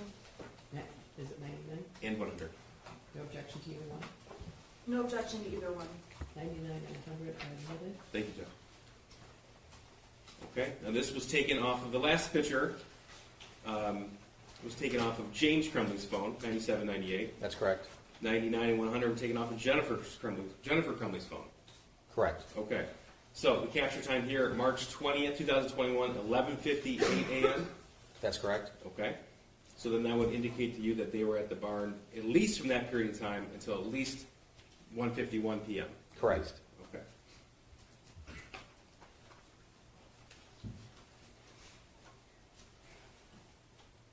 Sir, during the course of your investigation, did you come to learn that the school shooter had only one friend? Yes. And did you also learn that that individual was abruptly taken from the state of Michigan about a month before the shooting occurred? Yes, he was. And did you review the text message thread between the school shooter and that other individual? Yes. You've looked at the entirety of the phone of the school shooter as well as James and Jennifer Crumbley's phone, is that right? That's correct. If you could give us an idea, the volume of the data found in the text message thread between the school shooter and his friend. There was over 20,000 text messages just between the two people. I've done exams on phones where the combined number of text messages isn't that much. So what's the relative size and data between that particular text message thread and any other thread between the school shooter and anybody else? I think the most text between any other person might have been near 500, an individual person. I'm going to show you a portion that's been previously admitted by this court of that text message thread from April the 4th of 2021, April the 5th of 2021. That's Exhibit 101. And the court's previously ruled on this. All right. One one's admitted. Thank you, Judge. So we have names redacted. 101 was found on the shooter's phone, is that correct? That's correct. Okay. So in this instance then, the green would be his words, the shooter's words. Correct, yes. Okay. Tell us what he wrote to his friend on April the 4th of 21. The shooter wrote, like I hear people talking to me and see someone in the distance, and then corrected the spelling of the word distance. It's April 4th, 11:56 p.m. Correct. Okay. Yeah. What else?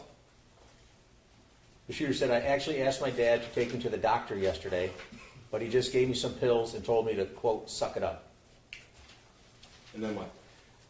He then says, like it's at the point that I'm asking to go to the doctor. Then he says, my mom laughed when I told her. So that's April 4th, 2021, 11:57 p.m. His words, my mom laughed when I told her. That's correct.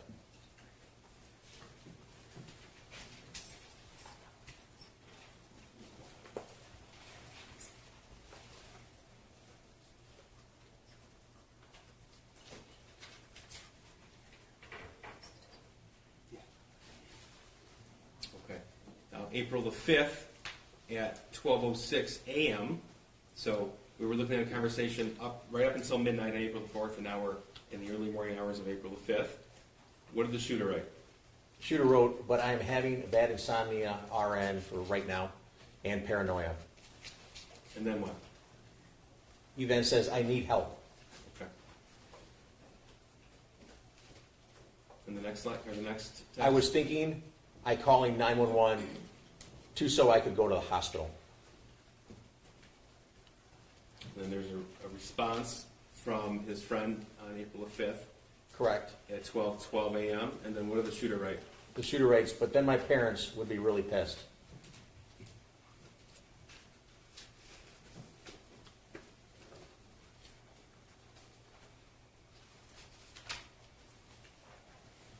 Now, April the 5th, 2021 at 12:38 a.m. What did the shooter write? The shooter writes, I'm going to ask my parents to go to the doctors tomorrow or Tuesday again. Then he says, but this time I'm going to tell them about the voices. Okay. Next text. He then says, like I am mentally and physically dying.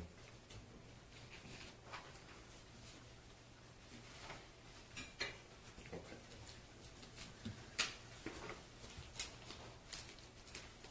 Before we get to Exhibit 102, in the course of your forensic examination of James's phone, Jennifer's phone, and the school shooter's phone, you're able to look at certain apps that are installed. Is that right? That's correct. Okay.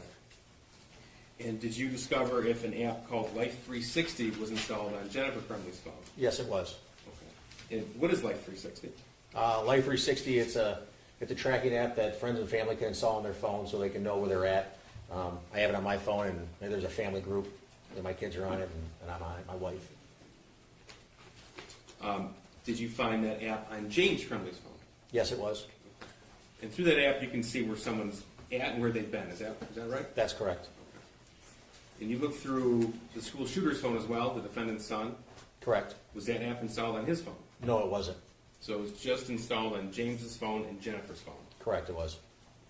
And that was on April the 5th of 2021. I believe that's when it was installed, yes. Okay. And it's the same day as these text messages, like I'm mentally and physically dying and asking to go to the doctor. Correct. Exhibits 102 and 103. I'm sorry, are these, this is 102 and 103? We have no objection, sorry. 102 and 103 are amended. I'm sorry, did you say that the date of the installation was April 5th? Is that what you said? Yes, ma'am. So on the screen here, we can see the timestamp purchase date, April 5th, 2021. That's on Jennifer Crumbley's phone, correct? Correct, yes. Okay. And exhibit 103, on James Crumbley's phone, we have April the 5th, 2021 as well. Correct.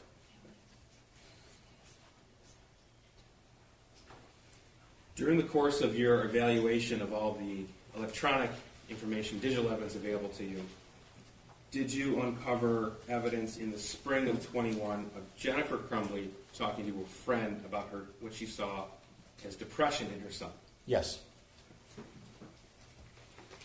And were you able to review a Facebook conversation between Jennifer Crumbley and actually the school shooter's only friend's mother?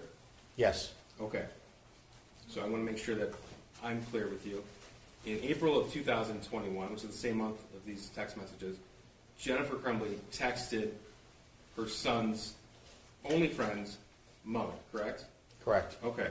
And in that conversation is when you uncovered concerning text messages as an investigator to this case. Correct. This is 104. Thank you, and let me just take a quick look, I'm sorry. Yeah, I have no objection to this, thank you. 104 is omitted. That's just 104, right? Yes, thank you, Judge. Okay, this is April 29, 2021. Now, this is from Jennifer Crumbley's search warrant return, correct? That's correct. So she's agreeing to these. Correct. All right. So what does she write? She starts with, Ethan isn't bowling tonight, just want to let you know. Not sure if they need a partner or not. Okay, and then her son's friend's mother, also named Jennifer, writes, is he feeling okay? Correct. And the defendant's response? She responds back with, yesterday he wasn't, and he's been acting kind of depressed, so I don't know what's going on. Okay, this conversation continue? Yes, it does. What does the defendant write? The defendant says, I'm not sure if there's something bothering at school. He really doesn't feel good. I can't get anything out of him. Okay. And the person she's communicating with writes her son's name too. He stayed home from school today. The only time he's happy is when he's with the school shooter. Correct. And then her son has 2 E's and 2 D's. I'm wondering if he's worried about that. That's the other individual worried about her own son. Correct. Okay. That's 5:24 p.m. on April the 29th. That's correct. The conversation continues. What does the defendant write? The defendant says, yeah, this is all new to me. I'm not used to Ethan being moody. He's usually pretty happy, and we'll talk about anything. I do know Ethan's been stressed about school and his grades. We called the school, but she wasn't in. Social, do it tomorrow. I think his grades have a lot to do with it. He just got to a point where he got so far behind, and we were out of town. He's having difficult time making it up. And then the other individual writes, I'm sorry, her son's struggling too. To be honest, I'm sick of fighting with him about it. Stupid online school really messed him up. I'm thankful her son has the shooter as a friend. They laugh and have a great time together. That's April 29th at 5:31 p.m. That's correct. Okay. And then what does Jennifer respond? Jennifer responds with, yeah, me too. I'm just glad they're still getting along. And it wasn't an issue with those two as to why he was being depressed. The online school is horrible. I've given up too. I just told him to do the best. Don't worry about it. Next year is a new year. Okay, and then what's the next text? She says maybe if, is referring to the shooter's friend, feeling better, if he wants to come over after work on Saturday, he can take him up to go bowling and make up their scores. He's more than welcome to stay the night and go to work in the morning. We set up a little shooting range in the backyard for Ethan's BB gun. They could do that. Okay. Okay, and the response was her son's been excited to shoot. Correct. Okay, and that was April 29, 2021? Yes? Okay, now, around this time frame, in the text message conversation and the videos on the school shooter's phone, did you discover extremely disturbing information? Yes, sir. Okay, and I'm not asking you to go into detail, but as an investigator, it was important to you. Yes, it was. Okay, and in fact, it was in the days after these messages were sent. Yes, it was. Okay. And the school shooter shared that with his friend, his only friend he had. That's correct. And you mentioned that his only friend was taken out of the state, Correct. and it seemed to be without notice to the school shooter. Correct. Okay. Did you uncover evidence that either James or Jennifer Crumbley commented on the fact that his only son was taken, or his only friend was taken out of the state? Yes. This is Exhibit 105.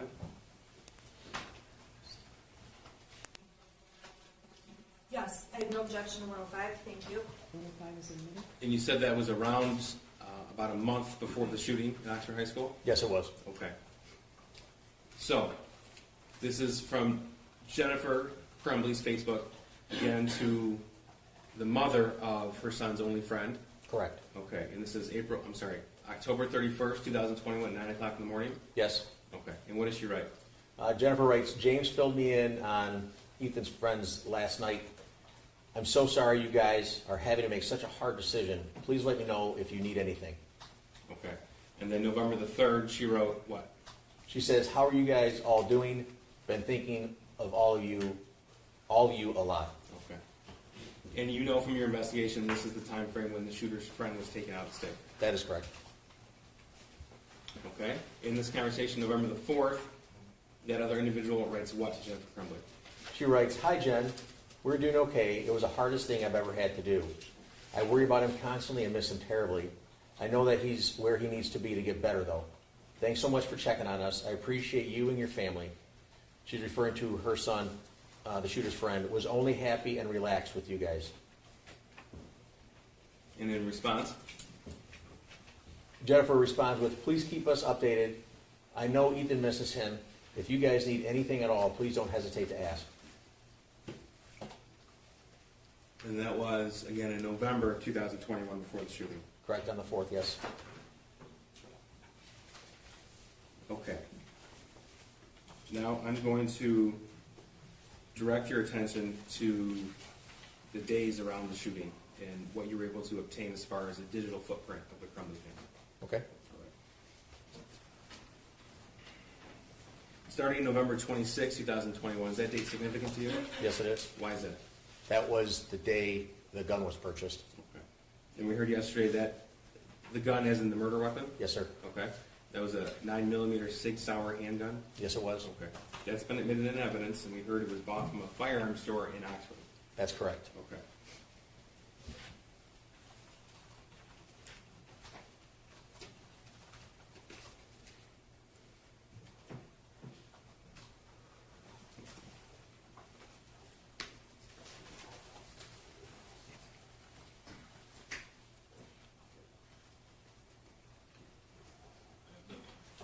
This is 106? I have no objection to this one. Okay, 106 is admitted. Okay. This is just as an example, what information you can obtain from a search warrant on a Gmail account. That's correct. Okay. And so this is from James Crumbley's Gmail account, November 26, 2021, confirming that he was in fact at that firearm store at 12:08 p.m. Correct. Okay.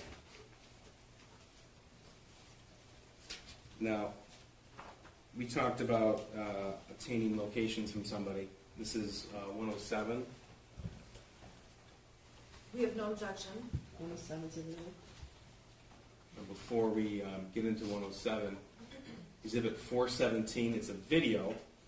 Sir, in your analysis of the shooter's phone and Jennifer Crumbley's phone, social media accounts, you were able to obtain videos taken by the school shooter with that handgun, the murder weapon? That's correct. Okay. So 417, people move to admit and publish to the jury. It's a video taken from November 26, 2021. And Your Honor, I'm sorry, I have to just take a look really quick, because Okay. we just jumped ahead like a couple. Yeah, it's 417. Yep, let me just take a quick look, I'm sorry. No, it's already, there's a lot. And actually, I don't have 417 in the exhibits that I was given. Can I see?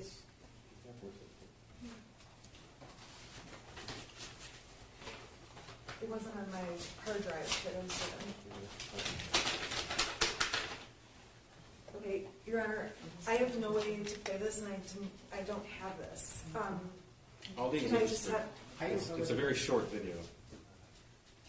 It's not on our. I just need to see what the video is. Can we just unplug the computer and can you just show it to me really quick? Is there audio? No. Was it provided to the defense? Yes. It's, Was shown at the preliminary examination as well. Your Honor, I'm sorry, it's not on the exhibits they gave me on the disc, so there's a million videos in this case, and I have no idea which video it is. Okay. I probably have no objection, can I just see what video it is? Sure. Well, I guess I thought for a moment when he said it was played at the preliminary examination, it might refresh your recollection about what it was, but if you can take a quick look, that'd be great. I don't have a flash drive player on here, so can we just turn the screen off for 1 second and just take a quick look? Yeah. And I apologize, I No, it's okay, there's a lot of stuff.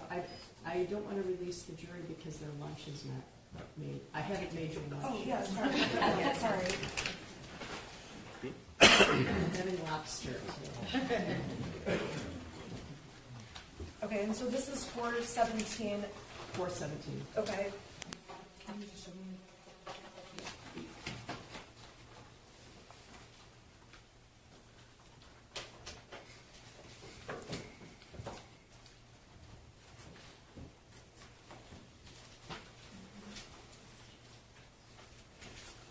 Okay, we have no objection to this one, and I apologize, That's I all right. just That's didn't all have right. it. No, Thank you. I get it.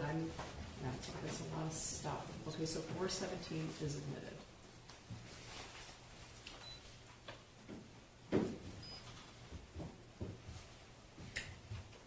Okay. May I, Judge? Sure. Thank you. This is what you obtained from the shooter's phone, and it was captured 6:39 p.m. on November the 26th, 2021? That's correct. Okay.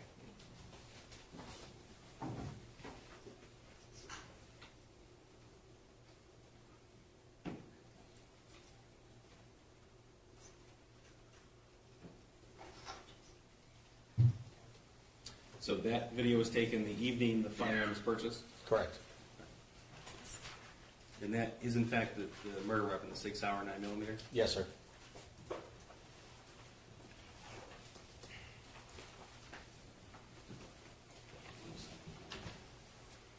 I have no objection to those. What number is it? 107 and 108, Judge. 107 was previously admitted, 108 is admitted. Thank you. Okay, now, Agent Brandon testified yesterday to much about the evidence regarding the firearm, so I'm going to move you ahead to November 27th, which is the next day, the day after the 6-hour was purchased. Okay. All right. So, all right, 107. This is evidence obtained from James Crumbley's Gmail account, is that right? That's correct. Okay, so you were able to tell what James Crumbley was doing from 8 a.m. to 8:59 p.m. on November 27th, 2021. Correct. Okay, and tell us what was he doing. He was delivering DoorDash. So these dots, these data points, are what? What are they signifying? Those are the GPS locations that were provided when the location services was turned on from Google. So we know he was out of the house basically the whole day. Correct. Okay. Now, 108, we have Jennifer Crumbley's Gmail data points, and from what time period? That's from 2:29 p.m. to 3:32 p.m. Okay, and this is Exhibit 108. It shows she's out of the house from about 2:30 to 3:30. Is that right? That's correct. Okay, thank you. Now, the next day is Sunday, November the 28th, 2021.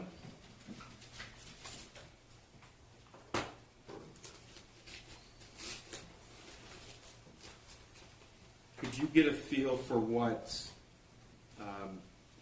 Jennifer Crumbley was discussing based upon her Facebook messages, what her plan was doing on November the 28th, 2021? Yes. Okay. And in fact, you recovered chat history with an individual named Kira Pennick? That's correct. Okay. And did the course of this investigation, did you come to learn who that person was? Yes, I did. And who was that? She was the owner of the horse farm. Okay.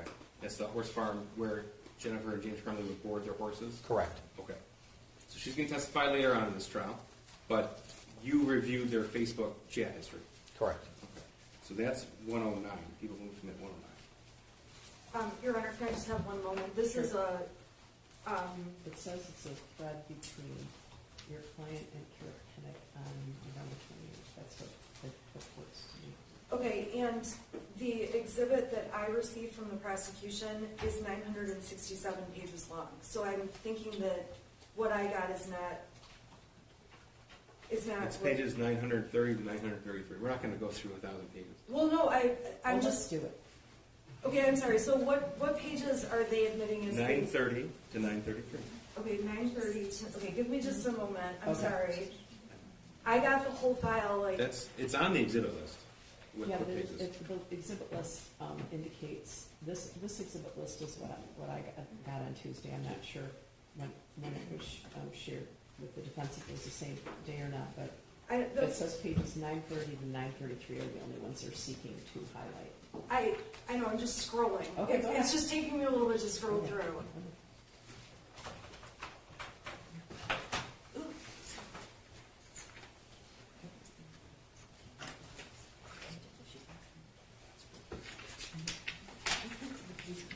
I need to use my computer. I'm sorry, I'm trying to get to 900. It just takes a little bit to load because it's such a big file.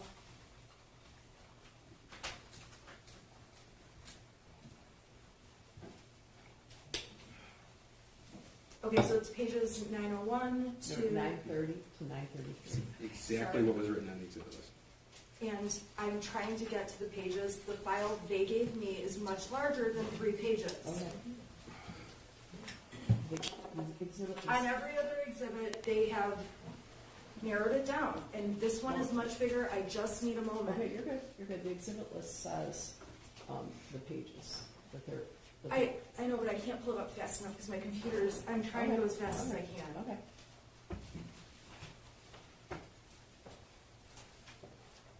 Okay, I have no objection to this. Okay, thank you. All right. 109 is in there. Thank you. And this is a portion of exhibit 1. Okay, so Green is who? It's Jennifer. Okay, and what's she writing? Was his front swollen again? Okay, and then the response? That is from Kira Pennick. Right, I'm the same, I'm not sure, I'm not doing chores, but I'll ask my dad when I see him. Okay, so did you come to learn when Jennifer writes, was his foot swollen again, she's referring to one of her horses? Correct, yes. Okay. And Kira's response? If Billy keeps stocking up, I think you should have the vet out for him. Just want to make sure it isn't anything serious. And Billy's who? The horse. And Jennifer's response? He's got mid-fever. James is coming out in the morning to put some stuff on him and calling vet for antibiotics. And then she corrects with mud. Okay. Billy's one horse and they have 2 horses at this point, right? Correct. Okay. And then what does Kira say? Kira, then, that's crazy. Never seen it react like that. Want me to just put stuff on it daily? I can. I didn't do chores this weekend, so don't know if it got done. So the last message in this exhibit from Jennifer Crumbley to the individual who boards those 2 horses is November 28th, 2021. That's Sunday, 8:18 p.m., Sunday night. Correct. And she writes, yes, let's do Tuesday. I'll have James leave the mixture out there. I don't think he's sore from the ground. He's just fine lunging. Just need to keep moisture off his scratches and get him on antibiotics. Should be clear in a week. That's correct. And that's, again, in reference to one of our horses. That's correct. Okay. Now, did Jennifer go to the barn that day? Yes. When you say that day, you mean the 28th? Yes, thank you, Judge. This is 110, 111. No objection to those. 110 and 111 are admitted. Thank you. 110, this is from her Gmail search warrant return. We can tell that she's at the barn at noon on November 28th. That's correct. Okay, and she's back at home. This is Exhibit 111 at about 2 o'clock. Correct. All Now, moving on to Monday, November the 29th. That's the day before the shooting, right? That's correct. Okay. Now, what's the first thing that you see of importance to you as a forensic investigator from the day before the shooting that occurred on one of her devices? It was a web history search, or a web search. Okay. This is Exhibit 113. We have no objection. I just want to make sure, I'm sorry, 112 was admitted. No, 112 was not omitted. That's Yeah, 112 is not admitted. yes. Correct. Okay, so 113, we have no objection. Thank you. 113 is admitted. Thank you. Okay, 113. This is a snippet from a Cellbrite extraction report of Jennifer Crumbley's web history. That's correct. Okay. So, tell us, please, what was she researching November 29, 2021 at 3:05 in the morning? In the second column, you can see where it says research clinical depression treatment options. It was Yahoo search that was used.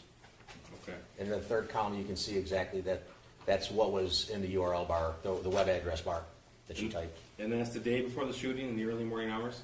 at 3:05 a.m.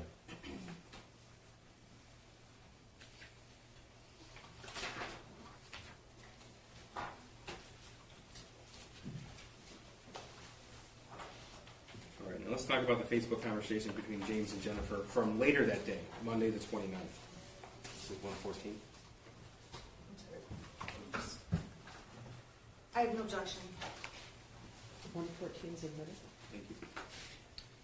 Okay. November the 29th, 2021, 8 a.m. Jennifer writes to James, "Are you at the barn?" And then about 40 minutes later, she sends a question mark. Is that right? That's correct. Okay. And then James responds to what? He responds with, starting with the question mark, working on Billy. Okay. So it appears, at least from this message thread, that he's at the barn with their horse Billy. That's correct. And then he sent a picture. That's correct. Can you tell what that's of? It's horse's legs, it appears. Okay. And what does Jennifer respond to that picture? Do the fronts too. Okay, and this is 9:21 a.m. What does Jennifer say? Jennifer asked, did you call the vet? And then what? Make sure you get back in between his heel bulbs. Okay, and James's response to that? He responds with, I did, and then fronts too. And that's at 9:34 a.m. on November the 29th. That's correct. At 9:35, what does James say? He texts, what exactly should I tell vet? Type out for me, leaving barn now. Okay. And then Jennifer responds, Billy looks to have scratches / mud fever. He's starting to stock up on all fours and concerned about infection. He's not lame, sensitive to the touch, and they go down when he moves. Is there an antibiotic I can get him on? We just put Desitin and antibacterial on his legs today. That's November 29th, 9:41 a.m. Is that right? That's correct. Okay. And then she sends another message to him. Correct. And what does she say? She says, was he stocked up this morning? And then James's response? James responds with, he was stocked up more in the back than in the front. In fact, the front didn't really look stocked up at all, so I launched them for a few minutes before I put the stuff on it. And it took the swelling down a little bit, but I got the cream all over, in between his heel bulbs and stuff like that. I'll call the vet here in a minute. Okay. Now, sir, it's been a little tedious going through all of the messages regarding the horses. Give us an idea, because you're the one who actually extracted that information from Facebook and reviewed it. How often will they show concern over their horses? Quite often. Okay.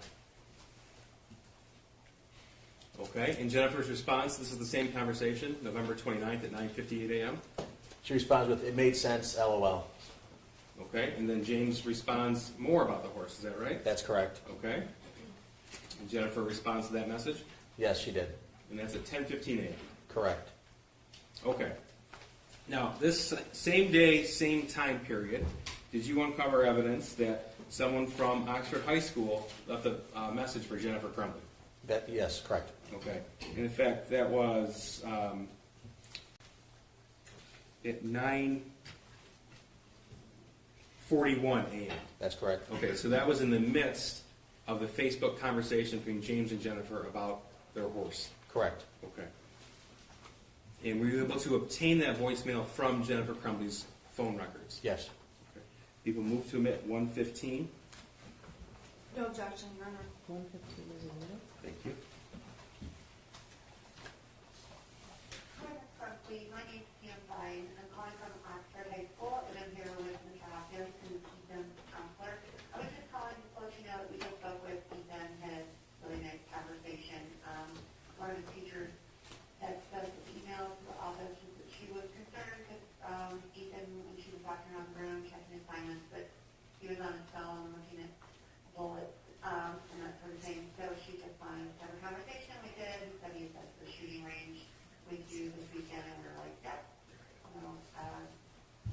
guns are a hobby for a lot of people, and shooting ranges, and that's perfectly normal.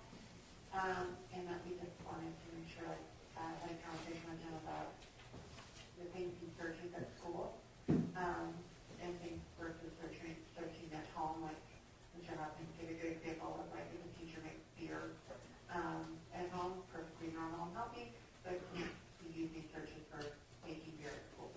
So we had a conversation. He was great. He said, yep, I get it. So I just wanted to let you know we did have a conversation with him, and about 5 minutes, and he was at class. All right, if you have any questions, you can give me a call. Otherwise, it'll be a great holiday. Thanks. Bye-bye. Okay, that was the day before the shooting at 9:41 a.m. Correct. Okay. Did Jennifer Crumbley access that voicemail? Eventually, yes. Okay, this is Exhibit 116. We have no objection. 116 is admitted. Thank you, Judge. And according to your analysis, she accessed the voicemail at 11:49 a.m. That's correct. Okay. So that's still in the midst of the conversation she was having with James about their horse. Correct. Did you uncover evidence that Jennifer Crumbley texted her son about that voicemail? Yes. Okay. This is Exhibit 117. I have no objection. 117 is admitted. Okay. Now, owner, Green, this is Jennifer because it's from her phone. Is that right? Correct. Okay, and in fact, you were able to take the whole text message conversation that existed between between Jennifer Crumbley and her son. Is that Right. right? And if it were to be printed out, it'd be over 200 pages or so. Is that right? Sounds about right, yes. Okay. So I'm going to show you portions from November 29th, and we'll refer back to this. So November 29th at 11:53 a.m., this is a few minutes after she listened to the voicemail, what did she write to her son? She says, seriously, 2 question marks, looking at bullets in school, question mark, question mark. And he writes back, what? And then, oh yeah? Correct. And then he wrote what? I already went to the office for that. It was in first hour. All I did was look up a certain caliber at the end of class because I was curious. It was on my phone. Okay, that's 11:53 a.m., November 29th? 11:54. 11:54, Yes, sir. you. And then what did he write? Completely harmless. Teachers just have no privacy. They said I'm all good. Okay. And then the next message? The shooter continues, I understood why. They talked to me and they said, that is, I'm good. Okay, and then he wrote, this is nothing I should get in trouble. This is nothing I should get in trouble about. Correct. He wrote that to the defendant at 11:55 a.m. That's correct. And what was her response to that? You're not. They left me a voicemail with the hand over face emoji twice. Okay. And then what did she say? She then says, did you at least show them a pic of your new gun? So she wrote at 12:14 p.m., did you at least show them a pic of your new gun? Correct. And his response? No, I didn't show them the pic. My God. And then what? I only told them I went to the range with you on Saturday. Okay. It was, I only told them I went to the range with you on Saturday. Correct. Okay. And then what did he say? It was a harmless act. Go ahead. I have this bullet cartridge in my room that I didn't what kind of bullet it was, and it said it was a 22. So at the end of first hour, I just looked up different types of 22 bullets. And I guess the teachers can't get their eyes off my screen, SMH. And then what did Jennifer respond to that? She responds with, LOL, I'm period, not mad. You're not, you have to learn, not period, to period, get caught, period.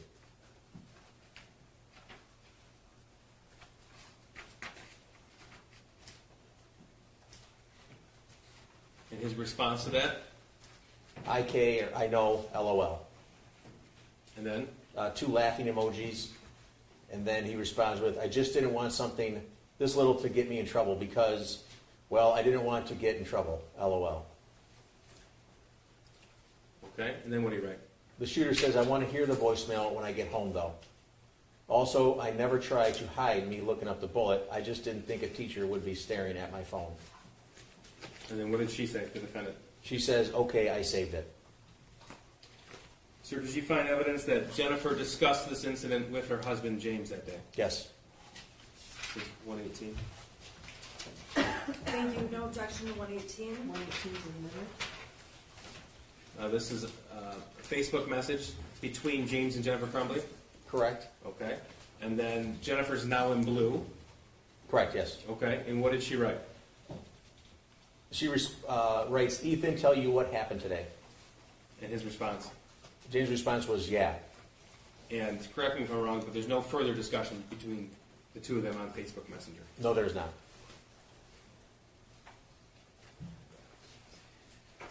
Now, sir, I want to take you back to the day of the shooting, November the 30th, 2021.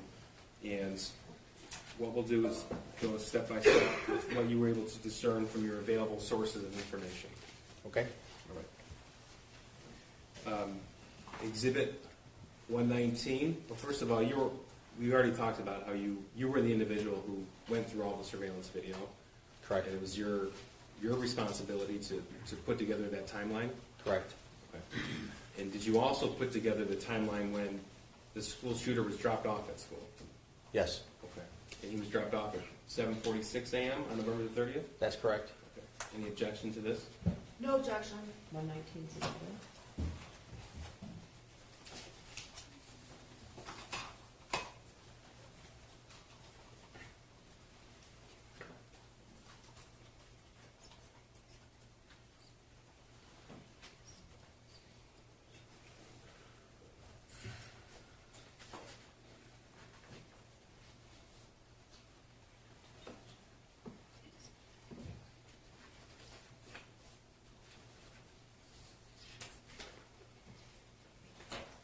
Do you see him being dropped off? Yes. It's him with the gray hoodie and had a black t-shirt on. Right there? Correct. Okay. Judge, in looking at the time, this might be a good time to break for lunch, given the fact that we're starting to go through the evidence from the day of the shooting. If your lunch is ready. Yeah, well, that's a good point. Just because this is now it's a transition. Oh, okay. All right. Your lunch is here, so I want to let you know that because you're on the stand right now, you're not allowed to discuss your testimony with anyone until you're finished testifying, okay? Right. Oh, I'm sorry, Mayor. I apologize. I apologize. Yes, I didn't mean to ma'am. wake you up. No, I'm awake, ma'am. I'm sorry. All right. I was thinking. We're in the middle, don't do that. We're in the middle of your testimony, so you can't discuss your testimony. Absolutely. with the Yes, ma'am. Okay, You can't step eat down. lunch. You can eat lunch. You can eat lunch. All right, so you can step down. All right, so, if we come back to quarter to one, that's enough time, right? So your lunch is ready and in the room, okay? All right, for the jury.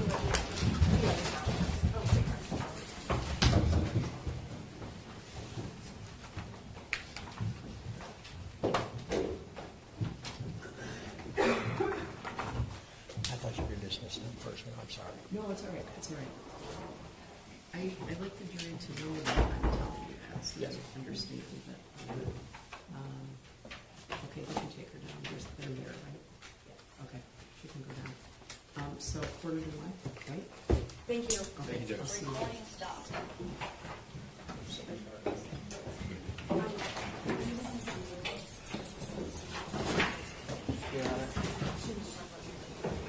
Judge? Yes, yes. If you go back there right now,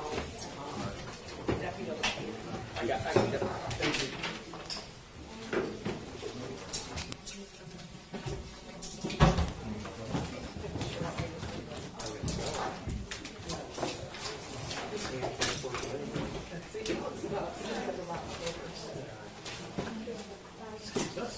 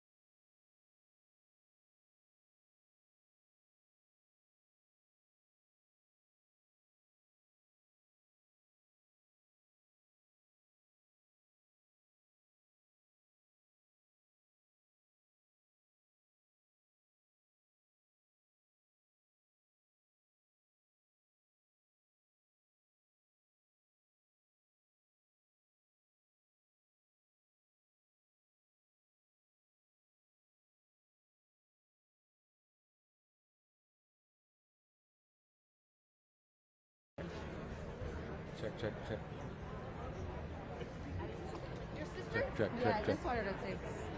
Check. Okay.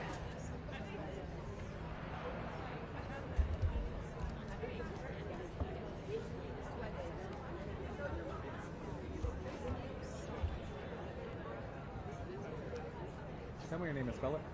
Do you want me to? You can hold it. Just Oh, keep okay. it down low. Okay. Just look at me though. Okay. First name's Dina, D-I-N-A. Last name Wabi, W-A-H-B-E. Hold on a second. Then. Drop it down a little bit. That's good. And who are you here with? Good morning. Today I'm representing the healthcare workers for Palestine. I'm also a Palestinian nurse practitioner and I work in the intensive care units. And how come you're here? I'm here today because I am no longer staying silent against this atrocious genocide happening in Gaza. We're here before a historic federal case happening in Oakland against Biden and Blinken and their participation and their complacency, actually their funding of this genocide. Are you able to go in today? We're hoping to go in today. Regardless, we're going to support from the outside because it's no business as usual. Even if we cannot be inside, we support all of the plaintiffs, we support the court case, and we're here to continue for our ongoing support of Palestine. What is it that you want to happen? What we want is not just a ceasefire, we want recognition that the Israeli occupation of Palestine is illegal and that the ongoing military occupation is an apartheid system that is racist against Palestinians, that we want Israel to be held accountable for this. Anything else you want to add? No, thank you for interviewing me. Okay, thank you.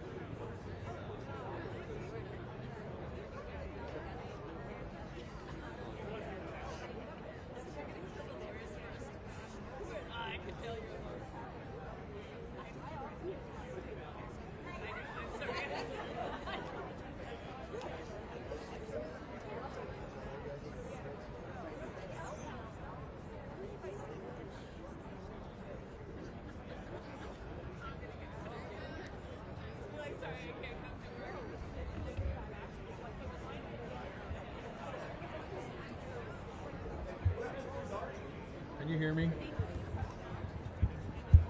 Can you hear me? Can you hear me?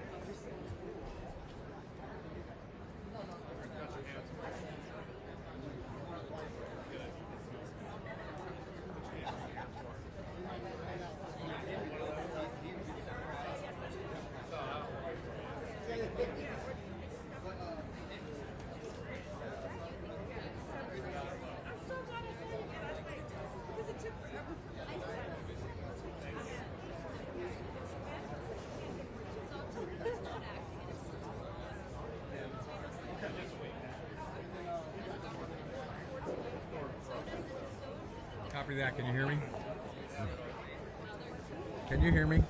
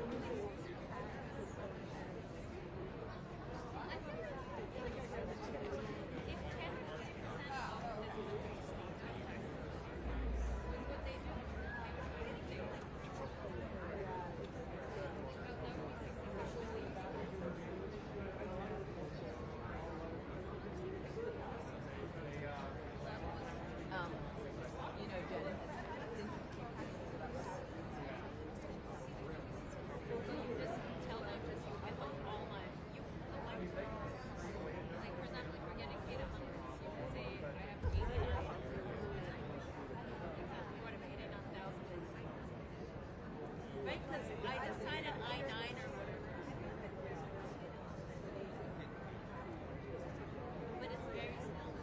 You can, we can have it.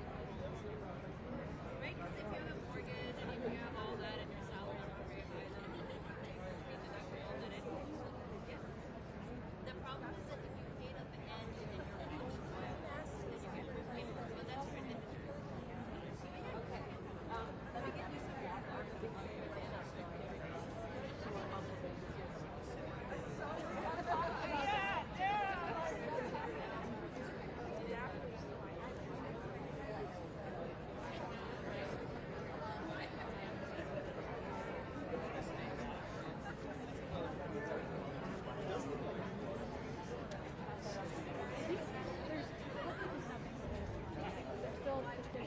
Laura just got inside. Oh, great. So, I'm waiting for her waiting. So no lotto for this morning, it looks like? well, she's already inside. Is there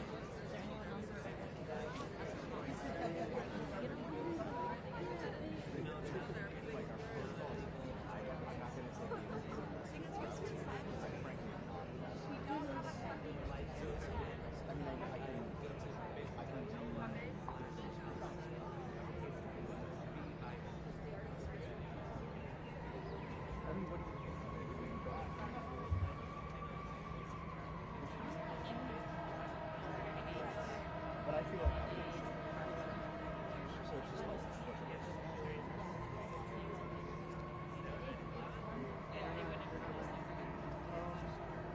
you feel like it's if you want to give the go ahead for me to do it.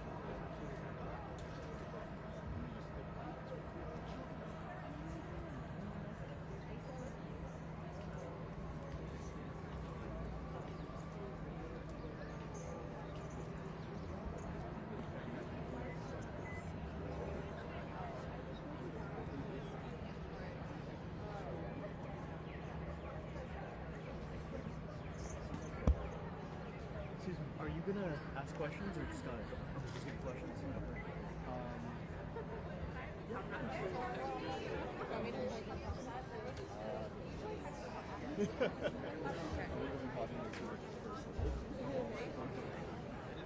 Yeah, let me just put this down. I'm ready when you.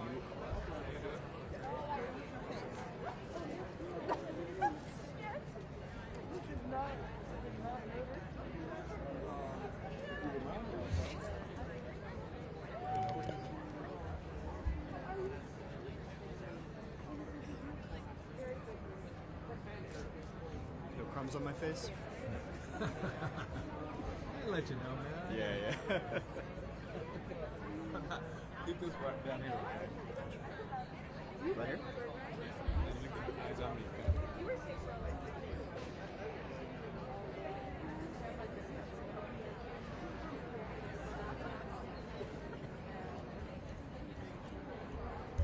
Count the 5 for me.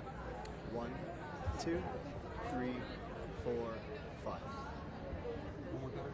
1, 2, 3, 4, 5. That's good. Keep your eyes on me. Yep. Tell me your name is going. My name is Wasim Haj, Wassim. Last name Hage. I am a media coordinator with the Arab Resource and Organizing Center. What's going on here? So today we are, Bay Area communities are coming out in what appears to be the hundreds to support a long anticipated lawsuit being filed against the Biden administration by Palestinians living here in the Bay Area, charging genocide, charging the wrongful death of members of their family, of the Palestinian people, in Israel's U.S.-backed war on Gaza. The community has come out en masse to watch the hearing, watch oral argument, and watch the case unfold. This is a historic case in which Palestinians are suing the federal government over the genocide of their people. What do you think is going to happen? It's hard to know what's going to happen. I understand that we could hear a ruling as early as today, but most likely in the coming weeks. If if there's any indication of what's going to happen, we can look maybe to the court in the case in the International Court of Justice. Yesterday, The Hague just ruled that South Africa's genocide case against Israel is plausible, and we'll be moving on to the next steps. It seems like that the world is starting to pay attention and take notice of the fact of the genocide happening in Gaza right now. Over 30,000 Palestinians killed. Some estimates indicate 10 to 12,000 of which are children. It is an absolute humanitarian nightmare there for Palestinians. And we here in the Bay Area, Arab communities, Palestinian communities, and communities of all walks of life are coming to say no genocide and no U.S. funding for Israeli war. What they want. Yeah. Anything else you want to add? I think we're good. Thanks, man. Okay, appreciate it. Thank you.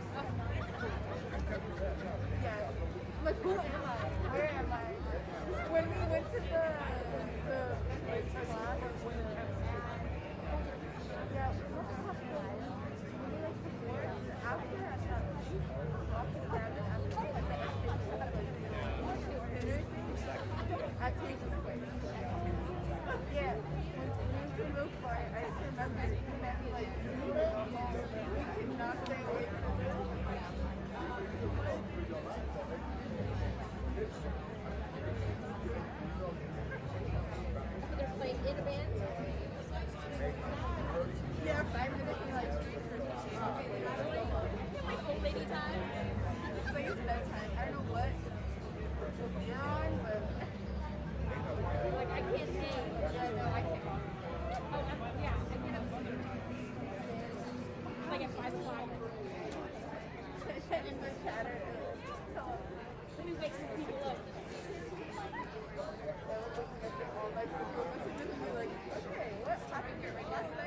Because I'm usually getting a call from Rupa at 5 o'clock in the morning. She's like calling me, and I'm like, all right, revolutionary call. Hello. She's like, you're the only one awake. I'm like, I know. Primary courtroom, from what I understand, and we're trying to see if they'll let us in the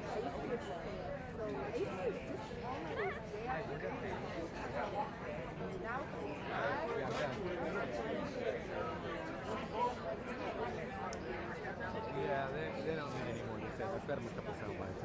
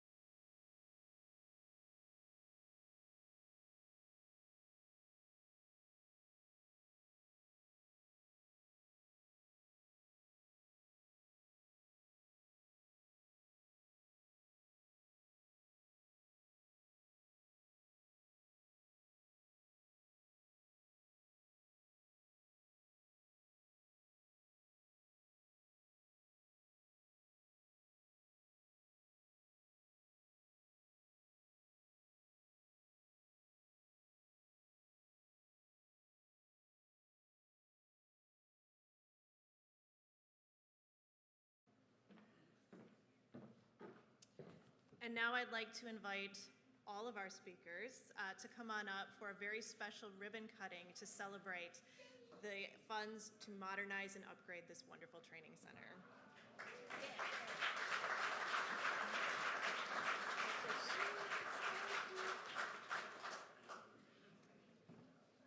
And I'll have your secretary. All right, so we ready? Yes. Yep. All right. Come on, we're You and me. all right. Let's do it. All One. right. 1, 2, 3. And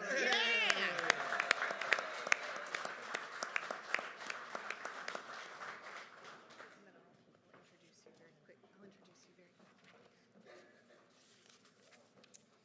I have the distinct honor and privilege of introducing a true advocate of workers, of you and me. Her scholarly and day-to-day work has focused on building diverse workforce opportunities for everybody, family-sustaining wages for everybody, so all of us can contribute in our communities. Her research and her work has focused particularly on dignity of work for all, which I am such a fan. Please join me in welcoming United States Secretary of the Treasury, Janet Yellen. Thank you. Thank you. Thank you so much. Thank you, everyone. And Lindsay, thank you for your introduction. And thank you for your leadership of WRTP Big Step. I am excited to announce that WRTP Big Step will soon be starting construction to expand and modernize this training facility using $1.5 million in federal funds.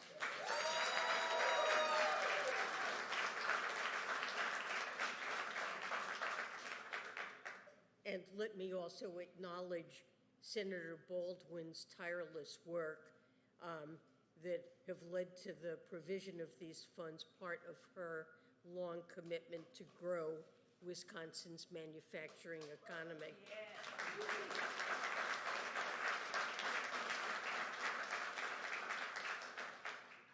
Alongside the support we've provided through the American Rescue Plan, they'll help WRTP Big Step continue to advance its mission to equip residents with the skills they need to get well-paying jobs and to get ahead, and it's a tremendous milestone. Yesterday in Chicago, I spoke about President Biden's focus on supporting America's middle class. The President and I believe that our country's growth isn't meaningful if the gains are not widely shared. And a strong American middle class is key to building a strong economy. Over decades, the middle class in America has faced challenges. That includes obstacles to accessing good jobs. Decades ago, industrialization fueled opportunity in cities like Milwaukee. And you didn't need a college degree to take advantage of it. 3 out of 4 jobs in the 1970s required at most a high school diploma. Since then, opportunity in this country has become too concentrated on the coasts and in wealthier communities. Now, 2 out of 3 jobs require more than a high school diploma. For the more than half of Americans over the age of 25 who don't have college degrees, it has been hard to find pathways to the middle class. The President and I know how much having a good job can mean.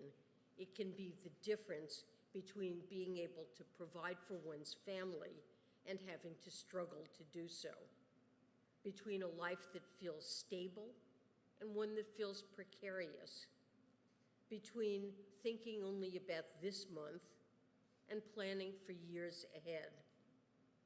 This means the opportunity to have a good job should be part of what it means to be an American today. And this should be true no matter where you live and whether or not you have a college degree. Today in Milwaukee, I want to talk about what this administration is doing to make getting a good job a reality for more Americans.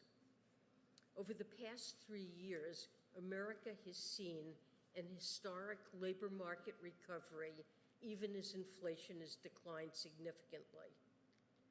In 2023, the economy created 2.7 million jobs. That's more jobs than during any year of the prior administration. Last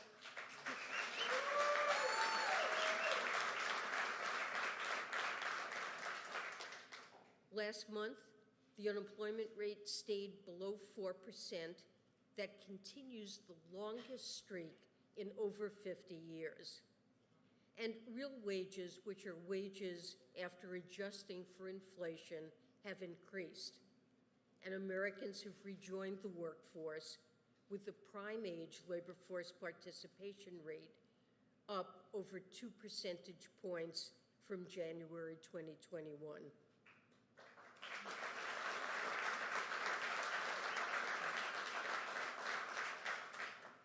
We're helping create and strengthen pathways to good jobs for Americans across the country through the American Rescue Plan, through our support of unions, and an historic trifecta of legislation. And I'll talk about each of these aspects of our economic plan today. Let me start with the American Rescue Plan. During the depths of the pandemic, the Rescue Plan provided critical support to workers and to businesses. It helped us avoid the painful scarring that we saw in the Great Recession. And it's also enabling long-term investments in workers. The state and local fiscal recovery funds program made unprecedented funding available to cities and states. And we've encouraged spending it on workforce development across the country. State and local governments have responded. They report having committed nearly $13 billion to support for workers. There are new and expanding workforce development programs in key industries all across the country. For example, Maricopa County, Arizona, is using state and local recovery funds for a training and credentialing program for in-demand fields from construction to information technology. Charlotte, North Carolina is using funds to support nonprofits that train residents in targeted growth industries, including advanced manufacturing. WRTP Big Step is providing new credentialing opportunities, including in green construction.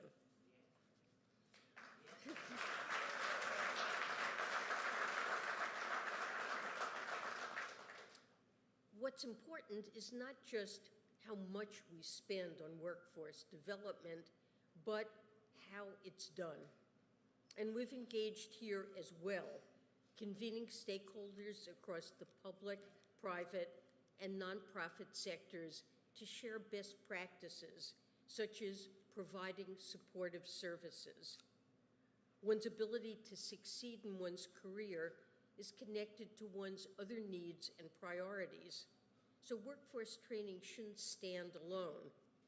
You can't show up to an apprenticeship program on time or join extra training if you need to look after your kids. And we're encouraged to see programs that recognize this, such as one through Gallatin College, Montana State University, that provides childcare for parents attending evening classes. And I know Lindsay has spoken powerfully about the need for other services too, such as mentorship and coaching for young apprentices. This administration has also been clear that workforce development programs, like the whole of our economic agenda, should reach places and people where potential exists, but opportunity often hasn't. We're funding apprenticeship programs like one in Syracuse, New York, that focuses on women, people of color, and veterans. We're supporting Maine's Clean Energy Partnership that focuses on opportunities for underrepresented communities. And here in Milwaukee, WRTP Big Step expands its reach through partnering with groups such as the Northwest Side Community Development Corporation, just a few blocks away.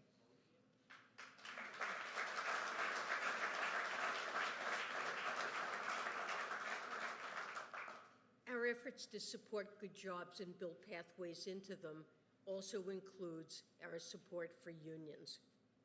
President Biden has been a champion for unions throughout his career and is now fighting for them as president.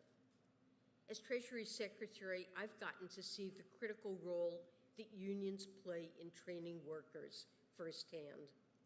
Last year, I visited the International Brotherhood of Electrical Workers, their facility in Las Vegas, where workers are getting the training they need for jobs on clean energy projects.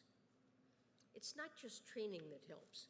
Partnerships between workforce development programs and unions can also strengthen the link between training and employment. That means that training will directly lead to a job. And WRTP Big Step recognizes this, and I'm very glad to see union representatives here today. The impact of these and other partnerships with employers is clear in the outcomes we're seeing. 100% of graduates from WRTP Big Steps 2022 Summer Trades Academy received job offers.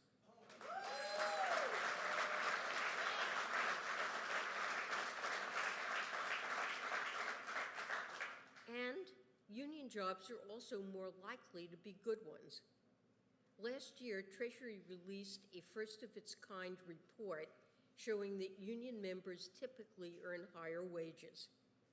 The differential averages between 10 to 15%, and unions improve fringe benefits and workforce procedures that matter to workers, such as retirement plans and predictable scheduling. Unionization also has spillover effects, leading to increased wages at non-unionized firms due to competition. Unions can drive changes across whole industries, such as heightened workplace safety norms. Through encouraging fairer wage practices, unions are also part of creating a fairer economy. Good jobs are also at the heart of our long-term agenda. During the first 2 years of this administration, the President signed into law a trifecta of historic legislation: the Bipartisan Infrastructure Law, the CHIPS and Science Act, and the Inflation Reduction Act.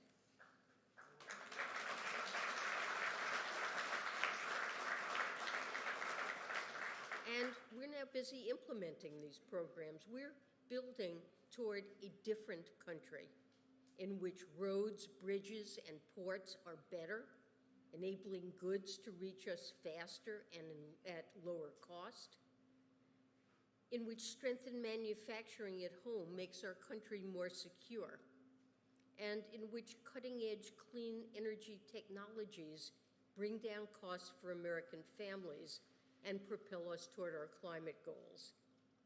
Private sector companies have announced over $600 billion in manufacturing and clean energy commitments since the start of the administration, such as WEC Energy Group's announcement of over $400 million for Wisconsin's first large-scale solar and battery storage project outside of Milwaukee.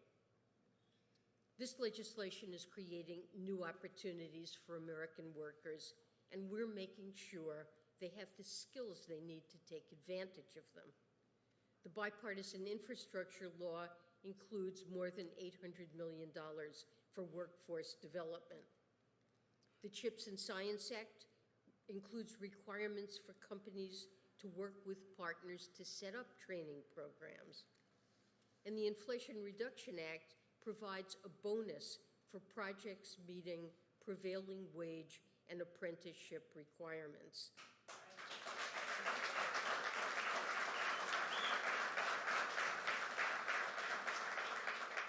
And that incentivizes companies to create well-paying jobs in new industries and provide training for them.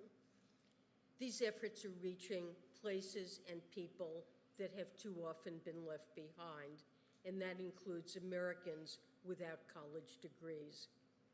One study estimates that over 60% of semiconductor manufacturing roles don't require a bachelor's degree, and so far, 86% of announced IRA-related investment dollars have been in counties where the college graduation rate is below the national average.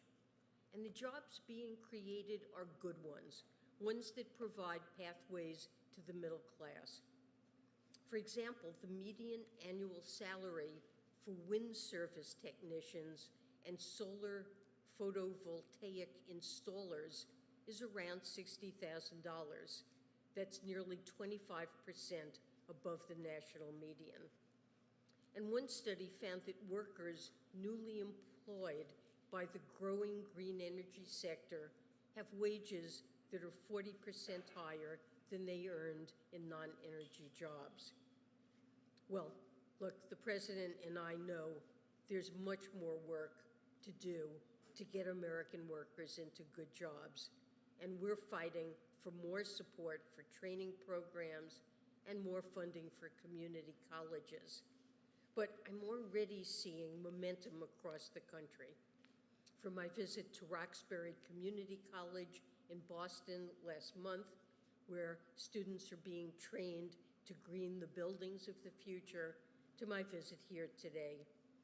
Workforce development programs, they're not new, but with this administration, programs like WRTP Big Step are getting more of the support they need, and funding workforce development through the American Rescue Plan is part of our broader focus on American workers, from supporting unions to our long-term agenda. Over time, our policies and investments will create new opportunities and change the lives of American families. So thank you so much for all being here today and for being part of this exciting movement. Thank you.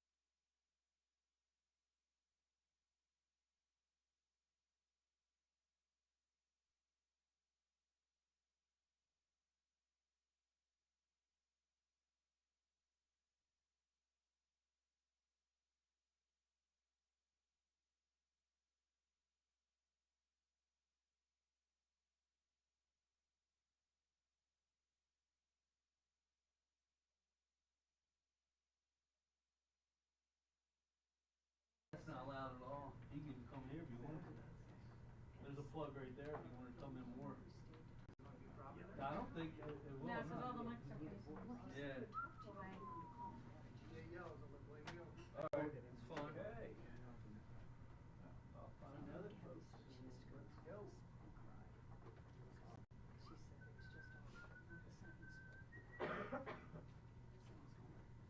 Get her the Independence Visitor. Do you want paperwork? You do? I have a 104-year-old birthday. Okay. Oh, yeah? Because I'm gonna send it to You never know what to expect there. I know. Like, Do you want paperwork?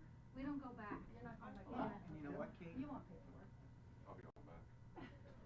no, you're not just Back is upstairs. right on top. Oh, it took forever to get up, didn't it? Well, everyone was stealing The rumor was that the construction guys were holding them all up. Well, the one that's. How long did it take you to get the elevator?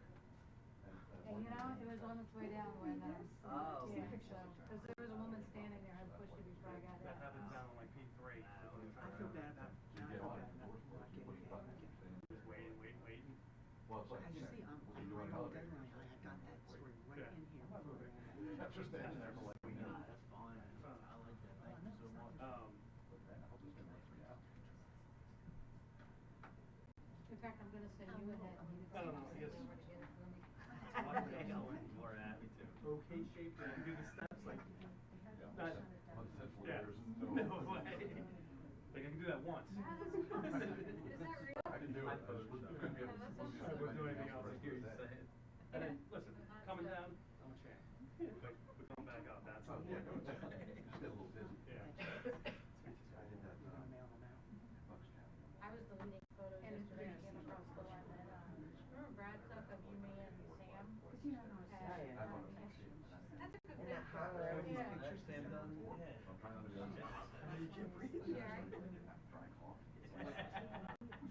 But afterwards, Sam, called out today. I know, but the thing is, you probably still work quiet, but in your shop store, like, this is the worst thing. It is. For you guys. Yeah, I'd rather have somebody with some moxie, you Yeah. know?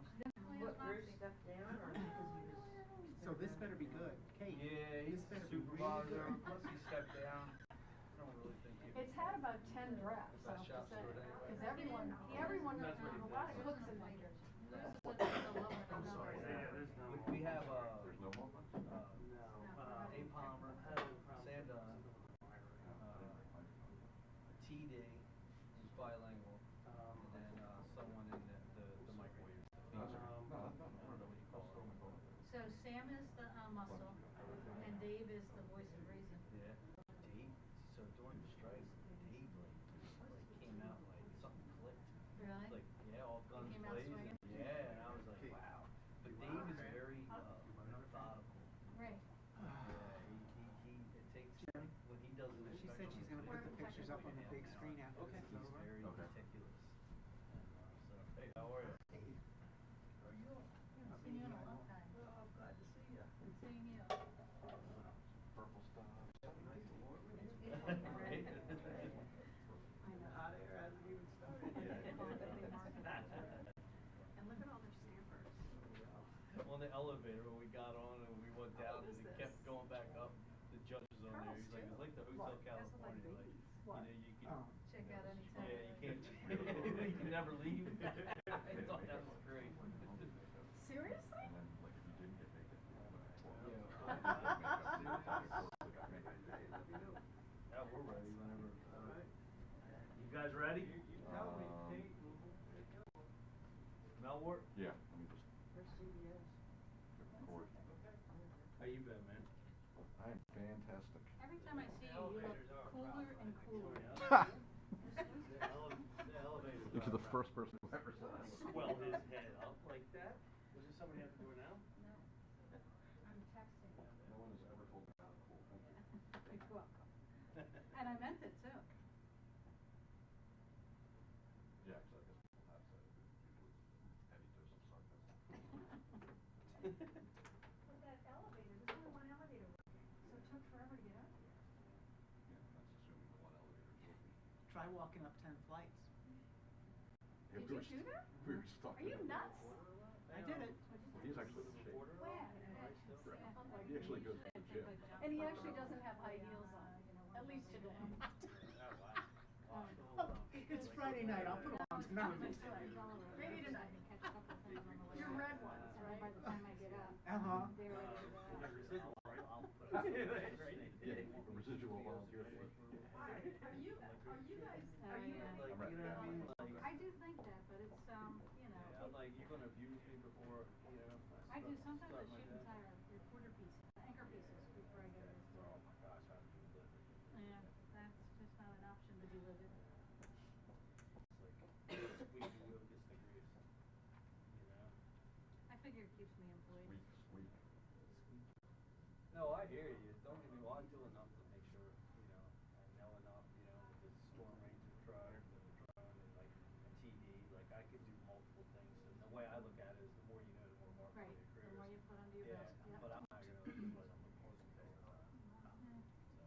It's, for me, it kind of just makes the day go faster unless it's a difficult shoot. Yeah, I get It's a that. pain in the ass. Jennifer Brown case. But again, as I get older, the shoots get less difficult. Did you have to get releases and signed and all that crap? You got it, yeah. Did you have to Yeah, get I mean, approval from your I company? still like being creative. Yeah, when they beat you up so much, it just That's like, what kind of sucks away your enthusiasm and creativity. Illegal. Did they have to sign a release then? She told me, she said sometimes the company has to sign a release. Sometimes it does. And I don't want to be like I don't know if I'm gonna do it. I always shy away from it. to where like, She said Yeah, it I is. get it. that's why I like what I do, the creative aspect. We did a story Vivian, you a did couple it, right? days ago. Yeah. It was great to shoot. I mean, were It they was a fair really or good what shoot, they did? but then they put it in an early Yeah, slot, and they- so it all got lost on I don't wanna be Jennifer. Right. I know, it broke my heart. As a matter of fact, after the shift was over, I went home and edited. So like it was the really hour. choppy. Oh, did you really? Yeah, because I wanted to see how it should have looked. Wow. Wow. So You actually just so said that. you know, you can see this in the other room, and the angle that you had, you look evil. If you look there, didn't he? Ask Kathleen. Ask Kathleen. It was terrible. I guess that's so we have all the mics up here because there's an issue. But here's your clicker. Okay. Okay? We're good? Okay, you good? Yep. Okay, everybody set? Carl? Yeah, I'm sorry. Okay. Just checking. Good afternoon. I'm here today with Keith Hart, Assistant Special Agent in charge of the Drug Enforcement Agency Administration, Philadelphia Field Office, Jerry Daly, who's the Executive Director of Liberty Mid-Atlantic HIDA, and Tom Nolan, who is the Director of Public Safety in Upper Merion. We're here today to announce jointly the dismantling of a significant drug trafficking operation that was putting thousands of doses of heroin, fentanyl, xylazine on the street every day in southeastern Pennsylvania. So since I first got elected just over 8 years ago, taking office, one of the things that we have been talking about over and over again is the opioid epidemic and how it is killing Montgomery County residents. It's killing residents in every county within the state of Pennsylvania, as well as nationally. And this has affected so many families that it is unimaginable the death and destruction that these drugs and dealers are causing. So 8 years later, we are still in a situation where we have way too many people dying. I put a chart up here to just give you a flavor of what we're dealing with here in Montgomery County. So those numbers up there are people that have died because of overdoses. And you see different colors here, and that's because that lower, darker blue level of this graph shows deaths caused by fentanyl. And you know, although in the past couple of years, in 21 and 22, It was less than it was in 2020. We have too many people dying from these drugs. So instead of just dealing with the opioid, heroin, fentanyl epidemic, we have to expand what we're talking about here to xylazine. Xylazine is a veterinary sedative that's very powerful and is increasingly used in adulterating lots of other drugs. On the street, it's called Trank. And xylazine has been a cutting agent that we've seen a lot in the last several years. It's added supposedly to make this high better and last longer. But xylazine also eats flesh of people who are suffering from substance use disorder. So it's killing them in a different way. And it's very dangerous since xylazine is not an opioid, and therefore it doesn't respond to some of the things that we've dealt with to save people's lives, like naloxone. So when naloxone is used and somebody's overdosing from an opioid, they can be saved.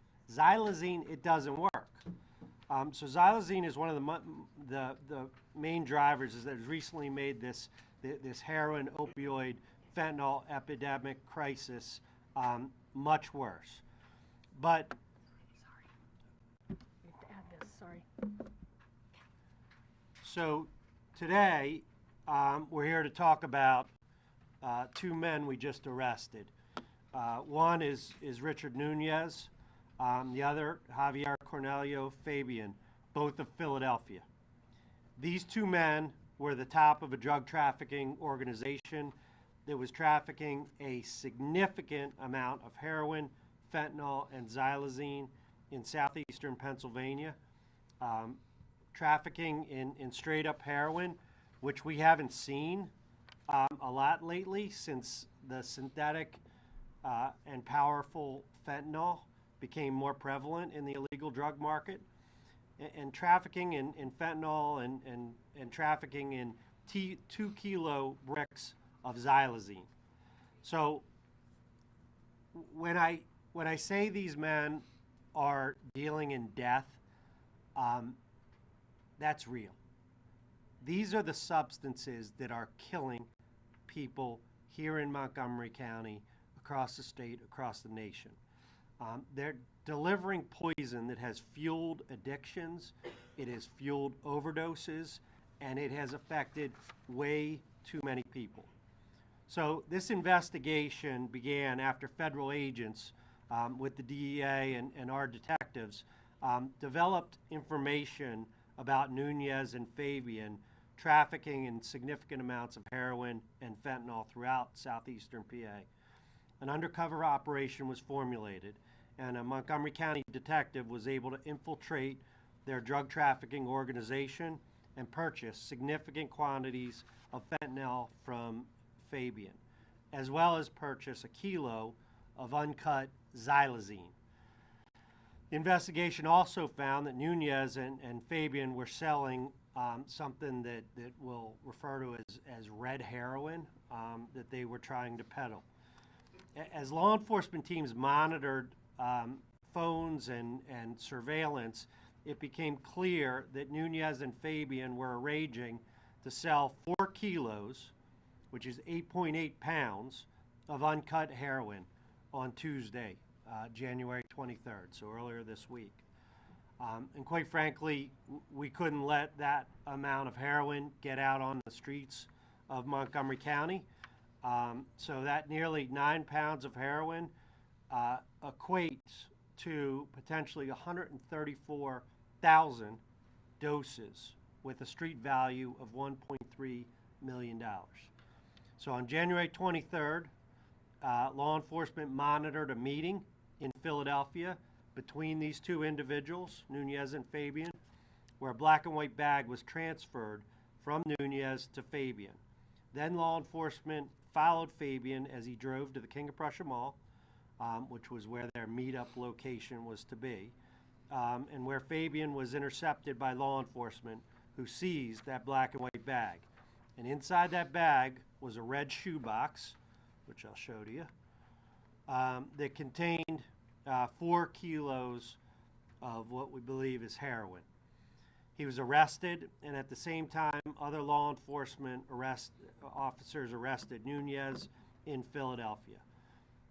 So by taking the drugs off the street, whether through undercover deals, taking this operation down as they were trying to deliver it, I am certain that we have saved a lot of lives, because I showed you the chart when we walked in.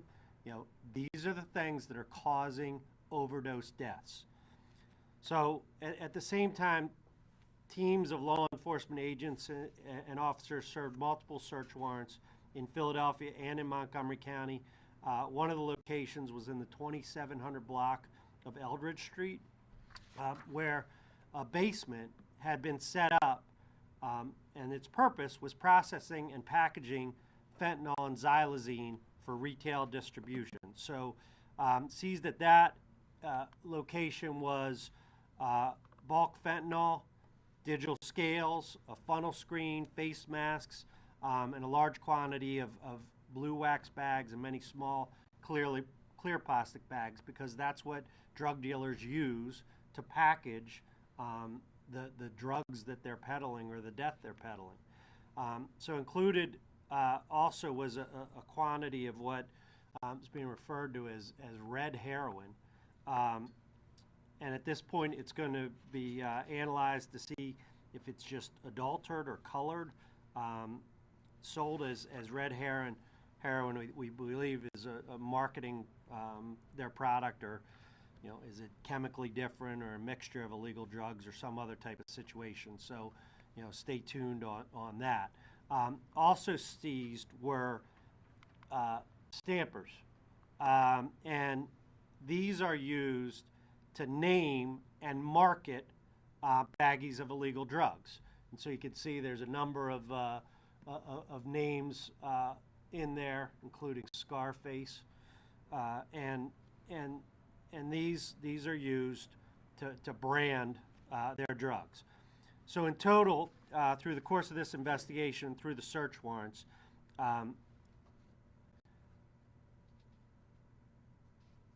300,066,700 doses of heroin, fentanyl, and xylazine with a street value of $3.6 million were taken off the street. Law enforcement seized $25,000 in cash, multiple cell phones that were used in this operation. And I want to just say that this operation involved numerous law enforcement organizations, and I can't emphasize that enough. This is local, county, state, and federal agencies all working together to do this. And the assistance and the work together as a team that everybody did, I could not be more proud of. So for anybody that says that law enforcement agencies don't work well together, they should come and look what's going on around here, because this is one team. This is one team doing what it takes to get these drugs off of the street. So we had our detective bureau, our narcotics enforcement team, that is made up of one of Chief Nolan's terrific investigators. The Drug Enforcement Administration, DEA, and their field office that gave so much to this investigation, particularly involved with technology and things, and we used all the tools. The Pennsylvania State Police, and they would be standing here with us today. Sadly, they lost one of their own, and there's a funeral that is going on. Our partners at Liberty Mid-Atlantic HIDA, and I'll turn this over to Jerry in a moment, but the work that's being done under Jerry Daly and the contributions that they've made to help us in this, is just outstanding. Upper Marion Police Department, of course, as well as the Philadelphia Police Department. So each of these agencies played an integral role in the success of this investigation. And again, we used it all. We used electronic surveillance, we used other type of surveillance, we used controlled buys, we used undercover detectives, all to further this investigation and get it to this point, which I can't tell you that I'm more confident in an investigation and that we're going to get justice based upon all the evidence that was gathered in this. So these two men were charged on Wednesday with multiple felonies related to drug trafficking, operating a corrupt organization, as well as a number of other charges. They were arraigned originally by a local magistrate who denied bail for Nunez, set bail at $99,000 for Fabian. Yesterday, a bail review was done before the Court of Common Pleas, Judge Stephen O'Neill. Now, Judge O'Neill handles our drug court, so he sees the effect of what is happening to people that are suffering from substance abuse disorders every day. So he too decided no bail for Nunez and upped Mr. Fabian's bail to $2 million cash. So I'm certain that part of the decision for those bail amounts came from the fact that these people were trafficking in large amounts of drugs. But there's also another aspect of this that goes to beyond the significant threat that they are causing with this. Both judges knew that these defendants are from the Dominican Republic. Nunez has a history of fleeing after being arrested on bail and then returned, being prosecuted and then deported. He seemingly has been able to re-enter the United States despite Homeland Security status as an aggravated felon, meaning he's not allowed into the country. And Fabian was also in the United States after being deported in 2020. So, you know, I know that those also went into the consideration and were argued before the judges when bail was set in this case. So at this point, I would like to turn it over for a few moments to Jerry Daly. Again, Jerry Daly is the executive director of our Liberty Mid-Atlantic HIDA, which brings all of these agencies together and has just done such a phenomenal job for our area. We're very appreciative that he's here today. Now, if I could just get my nose to stop running, we'll be good. Okay. But thank you, District Attorney Steele. And the District Attorney hit on many of the things that I was going to say, but let me just touch on a couple of those as high points. First of all, underpinning all this, just as the District Attorney said, is the collaboration here. Our motto basically is strength through collaboration. And when you have local, county, state, and federal law enforcement all working together, the likelihood of successful outcomes goes way the heck up in these investigations. We each bring different resources, different skill sets, but all have the same goal in mind, which is reducing the supply of these poisonous substances in our communities around the Delaware Valley. And to that end, what we're seeing here with these particular substances, fentanyl, heroin, xylazine, these are what's killing people. These are what are wounding people seriously. I like to say that with the xylazine and the mixtures, these polydrug mixtures, this is truly a drug combination that costs life and limb. We see down in the Kensington section of the city the gross effects of prolonged xylazine use, leading to necrotizing skin wounds, to debilitating loss of limb through amputation, as well as all the other symptoms that xylazine produces in the short run, namely the somnambulance, the walking dead, as some call it, in the neighborhoods. We need to do whatever we can to curtail this. Fortunately, last year, Pennsylvania enacted, the Pennsylvania legislature enacted laws, and the governor signed off on it to make xylazine a controlled scheduled substance. That's still not the case federally. However, there are import controls on it. But we all know, given the situation right now, many, many, many illegal substances are coming across our borders, not just from the southwest border, but also at ports of entry all over, coming in via international mail and express services. There has to be a full-throated effort on the part of the federal law enforcement community, and particularly Congress, to shut some of this down. All that said, we're really excited about this investigation taking out an inter-county ring such as this is, that's moving this deadly poison across several communities in our region. I want to thank the District Attorney's Office, thank DEA, thank the Upper Merion Police, Pennsylvania State Police, and the Philadelphia Police for their participation in this. You bet. All right, so, you know, everybody in this room and those that couldn't be here today pulled together to bring down this drug trafficking organization, which was responsible for the sale of some of the worst kind of poison. And it's through these kinds of cooperative efforts that we're making a difference in the arrest and prosecution of drug traffickers. Look, we intend to keep arresting people like these drug traffickers, and we're going to keep at it until we stop the flow of deadly fentanyl, heroin, and xylazine, and other drugs like meth and cocaine into Montgomery County and our region.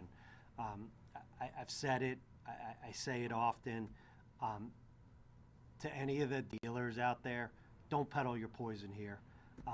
We are enforcing the law, and we as a law enforcement community are committed to working together to track down and prosecute drug dealers who are looking to profit from people's addiction and from pain and suffering that they are causing to too many families in our area. I encourage anybody that is participating in this to stay out of Montgomery County.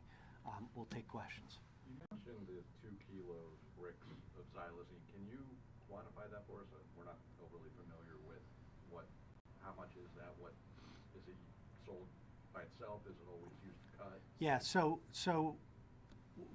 we're seeing this in different things. So xylazine is being used as an adulterant in a lot of different with a lot of different substances on things. And what we're seeing a lot of is the fentanyl xylazine, mixtures that, as the executive director said, like, this is causing a lot of really bad stuff. You could die of an overdose of fentanyl. You start having your skin eaten away, by the xylazine. Just a deadly and disastrous combination of drugs. But we're also seeing xylazine being sold by itself, and that's something that thankfully here in Pennsylvania is illegal, and we're going to prosecute these folks for it, and will prosecute anybody that's stealing xylazine. Monday and Tuesday of next week, I'm down in D.C. with the National District Attorneys Association, and this is one of the things that we're going to be talking about and encouraging Congress to take action on to try to deal and stem this tide of disaster that's been spreading around our area. And really quick, how much is 2 kilos of xylazine? Well, it's I mean, yeah, I know the like, kilos are the 4. Right, but yeah. Doses. I don't mean exact doses, but yeah, I'll get that to you. But yeah. Wait on that. What we've seen from toxicological testing and forensic laboratory examination, different drug dealers use different concentrations of xylazine mixtures in other substances as an adulterant It's not the primary ingredient in most instances, but we've seen it everywhere from 1 part xylazine to 20 parts heroin, cocaine, fentanyl, what have you, to just the opposite, 20 parts xylazine to 1 part of the other main ingredient. So it's hard to come up with a calculation, I guess, to say, all right, that much xylazine can produce this many doses, if that makes sense. Is it something, I'm sorry, I don't mean to take all the question time, but like fentanyl, you know, we've been told a little bit can be deadly. Is xylazine like that, where just a little bit can have a major effect? And I'm understanding what you just said, it's not that simple, but. Yeah, this was a veterinary medicine that's never been tested for human use. So we don't know what, I think the clinical term is LD50, the lethal dose that kills half the people that it would be administered. We don't have that number based on, you know, what's happened with its history. So it's very difficult to come up with a number.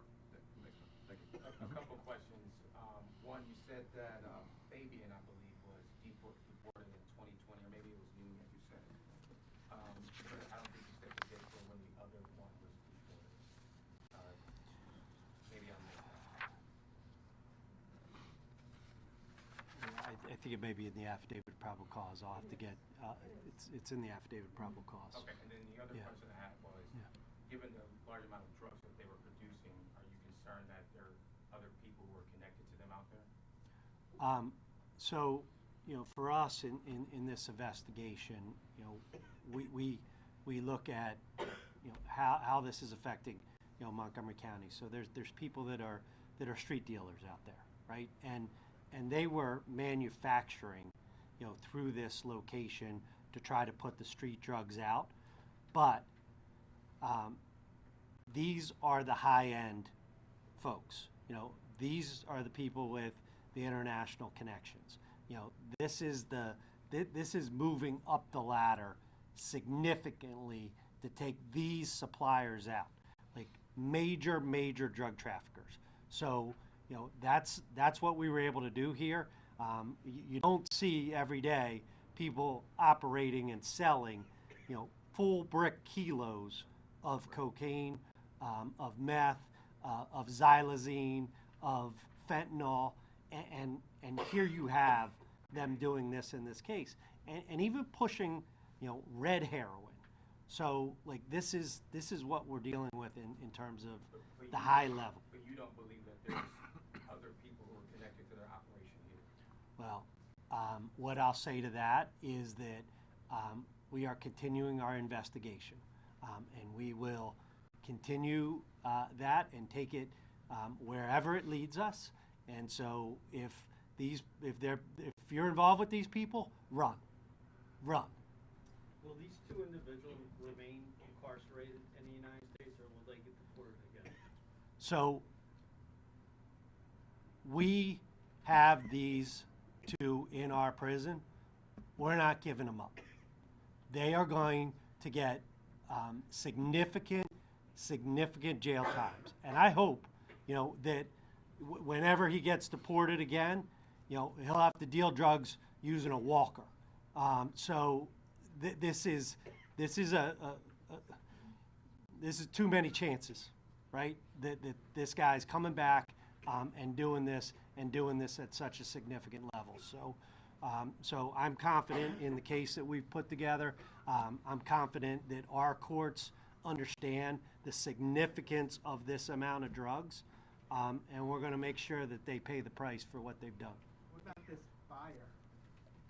They were supposed to meet King of Prussia. I mean, do you know who the buyer is? Was the buyer arrested? The investigation is continuing, Carl, and we're working through our operation here. So you didn't find the buyer there that day. You intercepted it before the buyer arrived, or?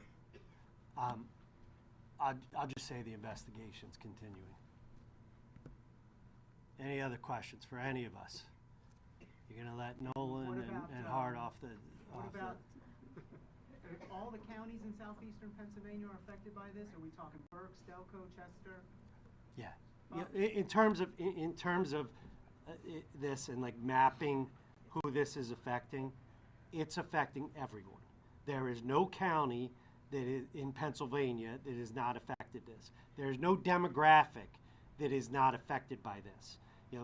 These drugs are killing, every race, every age group that you see, and that's why we have emphasized this so much. And look, I mean, Carl, you've been here the time that I've been here. You know that we have put our foot on the pedal on this and not taken it off because of the death it is causing. And it's for us here, whether it's violent crime or whether it's overdoses, like this is about the preservation of life. And this operation was a great job and is a great example of what's going on. With violent crime, we had 21 homicides in Montgomery County last year, and we had a 100% clearance rate on those, and holding people accountable for things. So when we talk about preservation of life, that's where our resources are going to try to save lives in our community. Just one more question. Yes, sir. This is going to be for the superintendent, or for any of you for that matter. So you went to the 2700 block of where you say they were producing some of those drugs, and we noticed that there was a district police headquarters literally a stone's throw away. Literally. I just want to ask you about the brazenness of producing drugs where there's literally cops right outside your door. Yeah, and look, that's you're talking about Philadelphia on things. So yeah, and look, they were brazen. I mean, they're brazen. Doing that in that neighborhood, they're brazen to do and think that they can get away with doing a deal at the King of Prussia Mall. Didn't go so well for them. Anything else? All right. Thank you, everybody. I appreciate you being here today. Excellent work, guys. Thank you. All right, I'm going to leave that there. When we shoot that monitor, is there a way to turn off the light? Yeah, we can. All right, thank you. No, that was right. That makes sense. Dying over there? I thought it was that to knock them out.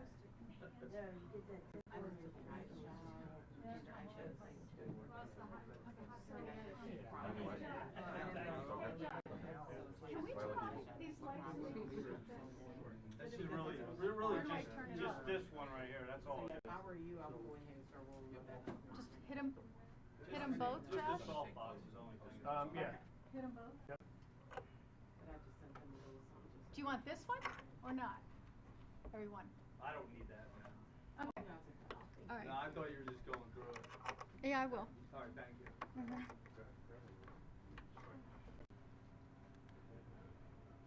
Where are we going? Oh, shoot. Josh. What'd I do? All right. Crap. Oh, there we go. Okay. So I'll go back to the stop. Sorry. Anybody want this? Yeah, I'll take that. Okay. Hold on one second. And we don't have 2023 numbers yet. We only have first quarter. The coroner's office is supposed to get a second quarter soon. Everyone done? I'm finished. These I'm sending out Okay. with the Thank press release. Thank you, thank you. I can't send those because I'm I'm gonna go grab it. complaint. Just. You ready? No, wait.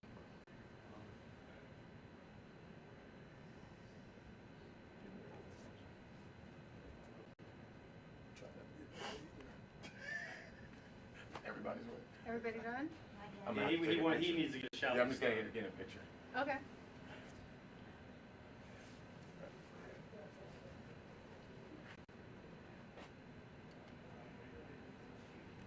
This was the King of Prussia parking lot sale. You got it?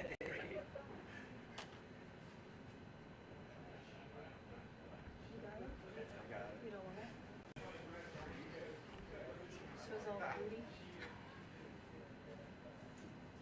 I don't think it's, that's not everything they seize, but it's a lot. I think that's not all of it. Nick, is it all? Is that everything?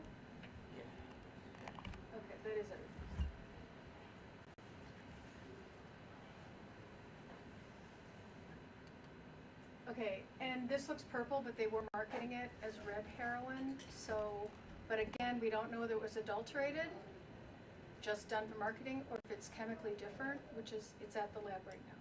It's being evaluated. Which lab is it?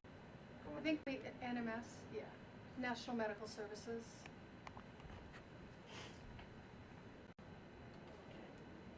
These are all the stampers. They stamp the baggies to market them.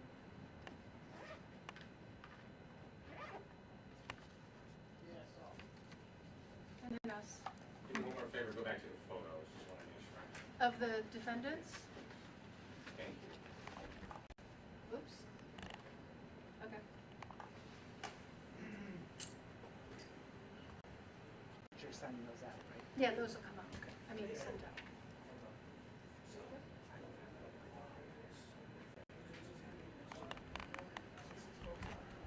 Thanks, Kim.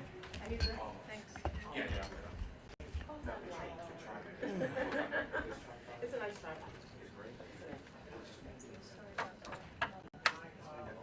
It's good that I got the way. Technology happens. But it's great when it works, but when it doesn't, yeah.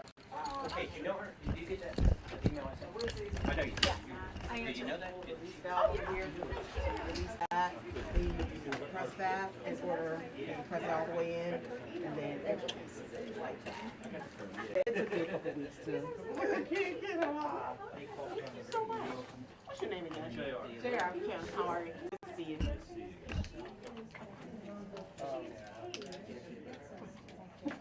Were you at the one where the catalytic converter thefts?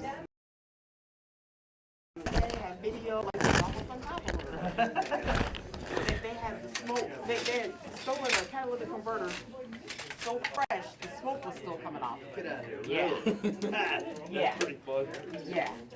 That thing is fresh. Yeah, so go ahead and bring your legs in. Bring your legs in there. Yeah, there's one more over there. Are you shot on her?